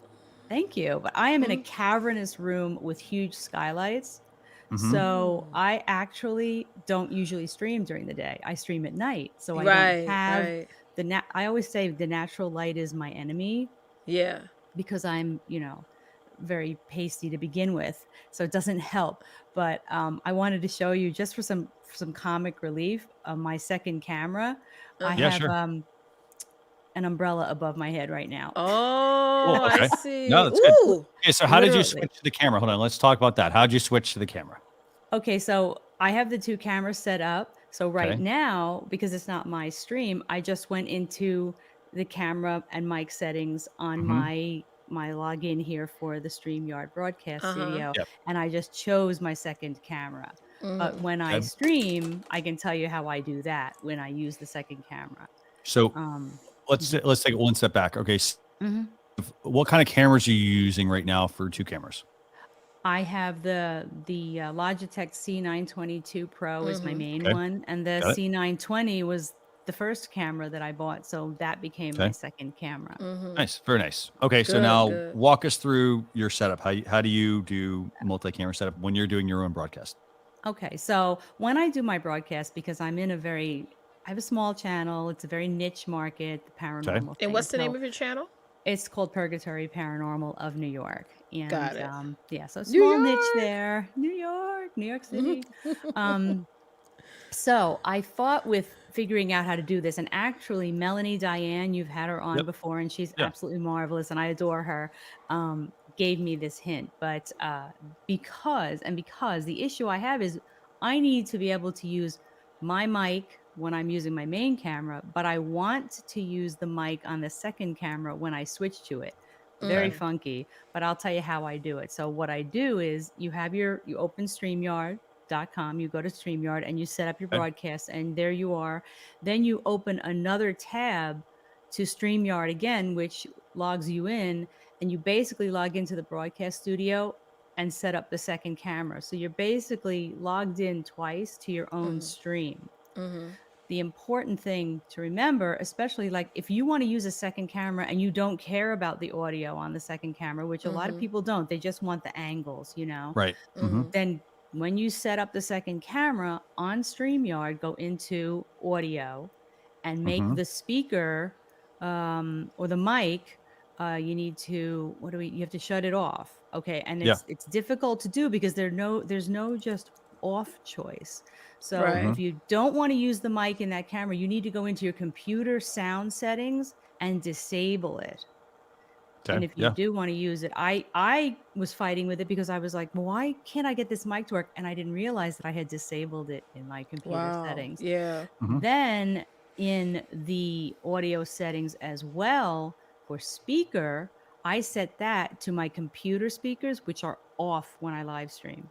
Mm-hmm. So Okay. there's no echo. And then when I switch to my second camera and I run a radio, because I run a radio and people want to listen to the radio, I need to mute myself on my main StreamYard login to the Mm-hmm. broadcast. And then they'll hear me speaking through the mic on the camera. It's a little funky, Wow. but it's a workaround. I don't know what the thing is you guys called it. I don't know if it was the Stream Deck or something like that you have. I don't have a switcher. That's Right. how I do it. That's Yeah. a workaround. Yeah. No. And Right. It totally works. works, and it depends on also the types of setups that people have. For example, Right. if somebody has, for example, 2 smartphones, the easiest way to do that is to make them 2 camera sources. You position the one camera where you want it to go, and you have your main Mhm. camera, for example. Right. You Mhm. can go the route of, if they're USB webcams, then you want to go a different route for that. And then, Mhm. as I mentioned earlier, yeah, I use a ATEM Mini Pro for my switcher, but you don't need that necessarily depending on what you're doing. So Mm-hmm. it's Yeah. going to vary depending on the user. Right. No. Right. So yeah, no, this is awesome actually, and I want to thank you, by the way, for joining us You're for very this show. welcome. Actually, Thank you. Thank you for having me on. No, I appreciate it. I love StreamYard because I used another program for the better part of a year. Mm-hmm. I don't know if you want me to say who it was, but yeah.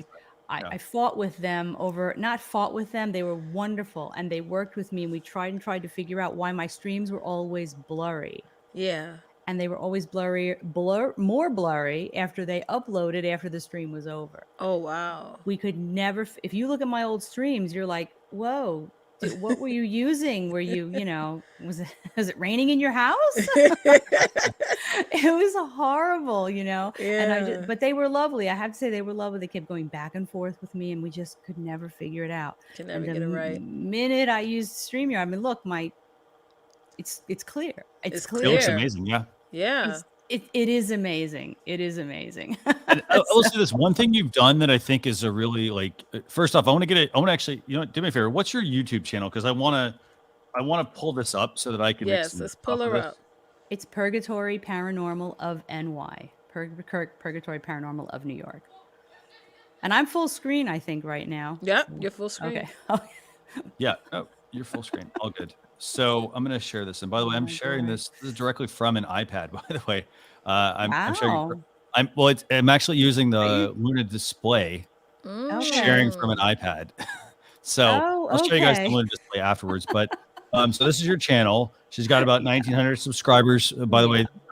So here's the thing I'd recommend to people. If you're watching, and you're like, hey, you know what? I want to see how other people are doing it. Check this out. I mean, she's got 1,900 subscribers. I think your lighting looks amazing on your location there. And I think the one thing, by the way, that I think is really important to that is the fact that, the C920 or the 922, they're very similar cameras. And people will get them and they'll not have the right light. And the problem with that is when you don't have the right light, it's going to look bad. Yeah. It is going to look blurry. In your case, though, I see them like, okay, you've got lamps, you have that umbrella over top of you as well. So what that's doing, though, and are there any other lights or is that it? If I back out of the umbrella, you will see the light. Oh, I see. Yeah. Skylight light. Oh, Yeah. natural light. It's so bad. And it was worse before because the sun was beaming. I'm like, I got to get the umbrella. I know. I have a golf umbrella over my head, but nobody knows that. Nope. Right. Well, and so here's the thing. It's taking it's capturing that light source and redirecting it or directing it to where you want. Right. For example, if you've got too much, if you want to sort it all to come directly into you, you want it to, sort of diffuse that light a little bit. Exactly. So it's, I mean, I have glasses. So any of us that wear glasses know the struggle is real. But I have my two little. It's constant. Yes. But I have my two lights here, and they're under the umbrella, so it's that you works. have to play with it. It's just a constant. I think setting up, you do more setting up than the time you actually stream. I am convinced of that. Yep, that's right. Yeah, definitely. And I want to bring up a couple of comments here, by the way. So I made a couple of notes here about your YouTube channel. Oh, thank you. So I think it's like I think it's really cool. Like, so Leticia, can you do me a favor? Can you switch back to our regular camera? I'm sorry, what did you say? Can you switch back to our regular camera view, actually? Like with all of us. Yeah, there we go. Perfect. Got it. So there's some good comments actually in there, Leticia. I don't know if you want to bring those up while I'm making a couple of notes. Like I think Darren's got a question, or sorry, yeah, Darren's got quite a few questions actually. Yeah, that's a good idea about my lamps, actually. Let's check it out. So I think there's one about A to many, I think, as well. So like, just feel free to bring those up. Yeah, someone mentioned that they saw you, Cynthia, on another show. Cynthia at Oracles and Beyond. That's Cassie. Yes. Yes, very, very lovely lady. Very lovely lady. Yes. Yeah. Thank you. Awesome. Thank you for saying that. I appreciate it. All right, I'm trying to see. The cameras on the iPhones are great. Yeah. Oh yeah, definitely. Yeah. So here I'll bring up Darren's. He's asked about the wattage in your lamps. Like these two, I think he's. Yes. Well, you know what? They're those LED bulbs, and if anybody's ever tried to figure out, once you take them out of the box and the box is not in the same room, you cannot tell what the wattage is on these bulbs. You don't understand. It's like, dude, put a number on the bulb. Put a number on it, man. So right, I have no idea what they are. Wow, that's funny. But like I said, a lot of times I stream at night. So I stream at night. It's a paranormal channel. I'm not like being all spooky or anything, but generally those are off. So yeah. So but very thank good comments you for that, Darren. Darren also is asking just a quick note about the switcher. By the way, we talked about this earlier. Said you cannot use, and NLTMW mentioned this as well. You can't use the ATEM mini switcher at all. It, like, for example, if you're using the C920, the 922, Logitech Brio, anything that is USB, you cannot use that with an ATEM Mini Pro, any of their models, because they're HDMI only, meaning you have to have an HDMI capable camera. So, for example, I'm using a mirrorless camera here that plugs in via HDMI, but that's just something to know.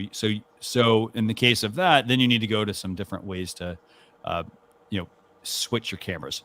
Right. That makes sense. Let me see. There's another one actually, and like your cameras are proof. Yeah. So, for example, this comment really, I think, sums it up. That's why I don't buy expensive cameras. There's no need to do that if you have the proper lighting with the Logitech. Right. Absolutely. If you get the right lighting. Lighting is life. Lighting is everything. And if you have a green screen, you need more lighting. Yeah. It just needs light. Everything needs light. I have a DSLR and I've thought about using it. When I was getting so frustrated with my old streams, I was like, I'm going to buy another camera. I've got to buy a different camera. It's got to be the camera. And then I used StreamYard and I'm like, oh, it's not the camera.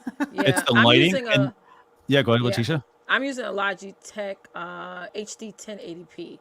Yeah, this is my second one. The first one lasted about 5-7 years. So they do last a long time. Yeah, that's great.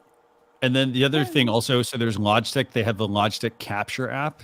So you can sometimes you may want to download that and play with the adjustments. It may say it only works for a Brio, but it works for other ones. I have the software for the Logitech, and it's, me too. I can set up with it, and then when you come into your other programs that you're using, like OBS or StreamYard, your settings are there, but things look a little bit better. So sometimes when you're looking at yourself at the camera through the Logitech Capture software, it's not that great, but you have to check it through the software you're really going to stream with. Yeah, definitely. And then the other side to just cameras in general, I mean, like for example, if you're going to use the Logitech, make sure the lighting is 100% key. Update the firmware as well. So like I updated my firmware like 2 or 3 times recently, but that can significantly improve the quality of your camera as well. The software, the lighting. A lot of people also, I mean, they like when I mean like have a lot of lighting, like if you're in a place, for example, if you've got windows. So for example, you don't want the windows, like you don't want to put your back to the windows because all the light's going to come in through the window and then the camera's going to see it and it's going to wash you out. You know, for those of you who like, you know, you run a computer and you're like, hey, you know what, my camera doesn't look good. When you don't have enough light, this is another thing. It actually makes your computer work harder.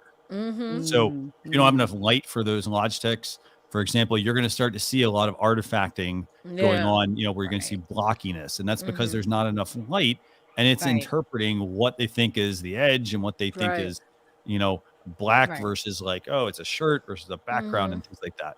That's right. And even if you turn off auto white balance, autofocus, these cameras are all still, they're constantly, you'll see them, you know, I don't know what you would call it, kind of wave wash in and out. Even if none of that is set, they're still trying. They're always trying. I am so jealous of the people who don't wear glasses, who can put a ring light right around the camera. Me too. Right? Are you so jealous? Because I don't want to get contacts, and that's what somebody said. Just get contacts. I don't want to get the rings are still in your contacts, but it's more acceptable. Like I see people and I see the ring in their eye, but that's acceptable. But us, you know, look, there's my lights. So you can, well, what am I gonna do? I can't sit here in the ring dark. light right here. I wish, yes. Oh, don't gloat. No, but actually, so in terms of fixing the glasses thing, by the way, if you happen to have a ring light, part of it is like making, so a lot of people, they do the, you know, they put it right there in front of them versus let's put them off to the side. Also like mixing up your lighting as well. So you could have, you know, having a softbox, for example, to fill in some of that area. Other tried little everything. Yeah. So I've got 2 giant soft boxes. They're in the closet now. I've tried lighting in the ceiling. My husband's like, I'll put more track lighting up. I'm like, no, it's next to the skylights. Don't bother. Because you got that natural light coming in. So your room is a little different. That's why you mentioned you go live at night. It just evens out better. I wish I could just close myself in. You know, I told him, I said, I want a she shed. Why can't I have a she shed? He's like, you can't have a she shed. We already have a shed. I'm like, okay, well. Now I have a golf umbrella above my head. Thank you very much. Oh, wow. The struggle is real. You do more work and then you're online for a little bit and then it's over and you're like, wow, I got to take everything apart. I know. Now I got to take everything back down. Yes. Which is why I put my green screen away because I was like, I got to take this down. I got to move the poles. It's like, you know what? Let's just leave it in the closet. I know. I made him hang a wire for me and I had to move my studio because our house flooded last August. My old studio's over there. The wire is still hanging across the ceiling. That's why people don't understand what goes on behind the scenes. We make things look easy and perfect, but really it's not. You know, it's not. Sometimes I have my nephew holding my ring light. Sometimes it just depends if I'm standing up and the pole's not going high enough. I love it. I'm like, stay, don't go to sleep. You know. I will say this. I mean, just about like equipment. So it takes time to set things up, but at the same time, if you're somebody that has, if you're somebody that has, like, you've got all this equipment, like, and you're not sure how to use it, like, let us know. Like, that'd be a good idea. We can talk equipment on here as well, but like, let us know, because the thing is, you know, it's like you put a lot of time and investment in your streams, and we want you to go live more often. You know, go live, like, you know, and we want your streams to look the best. So, you know, so the key things are like learning how the equipment actually works, making sure you can make those adjustments that you need to make to get it set up properly. I mean, to Cynthia's point here, you know, it's just really, I mean, like, I just want to make you full screen here again. Like, the quality looks amazing. It looks really good, for real. And she's not using an expensive camera. Like, she's not using, like, I'm using a mirrorless DSLR here. I mean, her camera looks fantastic. So it's not to say you need to go buy expensive equipment. You need to buy, we mentioned earlier, audio. Focus on audio. For a camera, you don't have to buy the most expensive cameras. If you're just getting started, use a webcam, but you need to supplement that with the proper kinds of lighting so that it's going to look the best. Right. Very true. So really spot on. Awesome. So, Cynthia, I made some notes here, by the way. Feel free to also, again, tell everybody this, shoot me an email, marketing@streamyard.com. Just send me a link to your show. If you got a website, send me that, and just tell me a little bit about your stream as well. So I'm we want to learn more about that. So, well, thank you so much for having me on, guys. It was nice meeting you. You as well. Anytime. Thank you. All right. Well, take care. Have a great rest of the weekend. You too. Thanks so much. Bye-bye. Bye. Bye-bye. Okay. Everyone's So put in the struggle is real in the comments. I love it. we're bringing the show in for a landing this week. Yes. So a soft landing. A soft landing. Definitely, yeah. So our next show, let me just make sure I get this right. You know what? We'll do that afterwards. Actually, you know what? While we're doing this, while we're setting some things up, do us a favor. Yes. Yeah, we got something cool. We're going to show you guys something real quick. Oh so, my God, I'm so excited. Hashtag love StreamYard.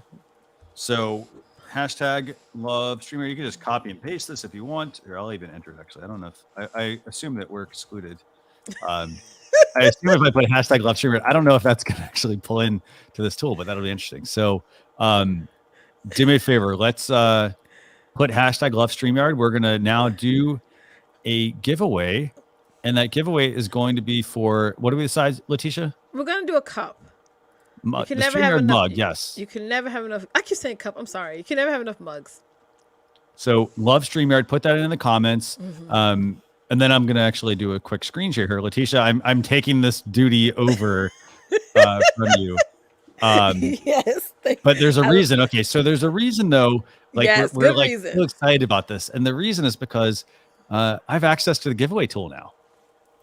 So I need to make an image of Leticia doing this. So I know we got to do a GIF. We have access to the giveaway tool.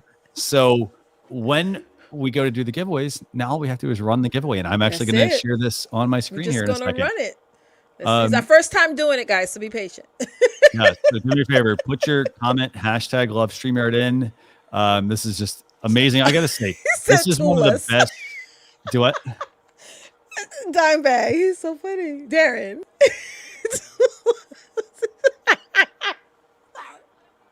Yeah, and I got to say, I just want to bring up Annalisa's comment here. By the way, sorry, it's covering us as well. Just lighting his life, love it. Learning from this as a rookie. Started using reincubate camo. That's a tool we talked about. We did a show on that actually just recently on the StreamYard YouTube channel where we had Aiden, Aiden Fitzpatrick, the founder of Reincubate Camo. We had him come on and show people how they can use their smartphone as a webcam. That was actually just about 3 weeks ago. We had him on, and it's a fantastic tool. If you haven't checked this out, it's it's using your smartphone as a webcam. And so he walked through all of this, but yeah, that's definitely something. If you've got, for example, you don't even want to buy another camera, you've already spent the money on a smartphone, you can use you can just purchase a license. They have a free version and a paid version of Reincubate Camo.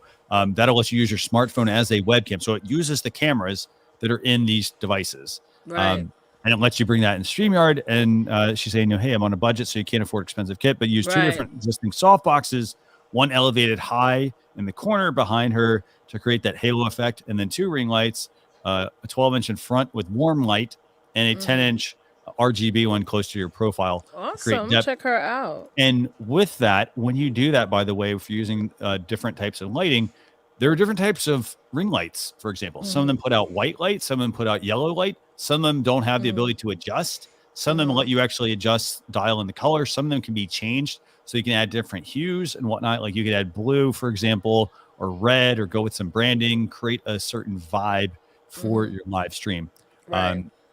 So yeah, so make sure we and by the way, she said she watched Aiden's video. It was convinced her. So that's right. Awesome. Go check that out, guys. Cool. Okay, so let's do this. So Albert, let's see. Do me a favor, Albert, shoot me an email, marketing@streamyard.com. Yeah, email us. Just put in the subject line that just tell me like, hey, I'm missing the mug and whatnot. Like, just shoot me that in an email. Just remind me also which episode you were on, or which show you were on for that. Right. I appreciate that. Okay. So with that, without further ado, I'm going to bring up the StreamYard giveaway tool that we have here. And we probably have more than 37 people, and I realized I actually accidentally closed the window. I'm sorry. No, this is my first time using this, by the way. So, okay, Albert, just kidding. Okay, no worries at all, by the way. Maybe you'll actually win this. We'll see. I don't know. I mean, you guys can see how we draw this. So basically, I'm just going to hit draw, and you're going to win a StreamYard mug here. So we're going to hit draw. Any last entries, by the way? I Okay. don't think so. So we're gonna hit Yeah. draw. Oh And gosh, it's there we go. Look at exciting. this. Look at this. This is really Oh, cool. go spin. Ooh, I see my name in there. You And I saw your see name. in there. Oh, ah, What? Martez Green. So Martez Green, do Martez me a favor. Green. Shoot me an email, marketing@streamyard.com. Yes, congrats. So Oh, this was Martez fun. Green. And then I do want to answer. So Yeah, they're asking Martez, questions about the giveaway too. yeah, I know. We're gonna get to questions. Let me just make a couple of notes here real quick, actually. So do me a favor, Leticia. Feel free to bring up some comments. Yes, sure. Okay, so Christian's going to answer the giveaway tool question for you guys in just a second. Okay. And Albert, you were like super close there, by the way. So Marketa, awesome. Yeah, no, thanks a lot for tuning in. We really appreciate it. Let's bring up some of those comments real quick about the giveaway tool. Yes. Can you So please let us know about the giveaway feature? So it's something that it's an internal feature that we've built, but the good thing is now it's actually there for us to start using. So I think we're actually we're doing some testing on it. I don't know when it will be released, but I literally just got it, I think, last week. So, and this is the first time actually being able to use it. So I'm excited to be able to test this out with you all. We're probably working through some bugs and stuff, Yolanda. So do me a favor, if you watch the town hall, that's tomorrow night, 9 p.m. Eastern Standard Time. I know we usually do, announcements and things like that. So, and you can talk with Gage and Dan as well. And so what I like to do is, like, if you're, we know that it's a feature that a lot of people want. So do us a favor. I don't know what they're going to announce. If they're going to announce something tomorrow, for example, or if it'll be the next week or whatever, but that's going to be the best place to learn about new StreamYard features they're rolling out. But do us a favor. Yeah. It's not out yet. So only I have access to it at the moment, or myself and obviously the rest of the StreamYard team. I think we had another couple of other questions about this, right? So, Purgatory Paranormal of New York. Yeah. We're working to see, I got to find out when we can release this and whatnot, or if it can get released, or I don't even know how it works. I just was told, like, hey, you know what? You can actually use it. Here's how it works. But I don't know how it's built behind the scenes. But we get tons of people asking for this. So my strong recommendation would be tune in to the weekly town hall with Gage and Dan, co-founders of StreamYard. With that, by the way, do you have anything else, Leticia? Peter said that he had a question earlier about a problem with annoying.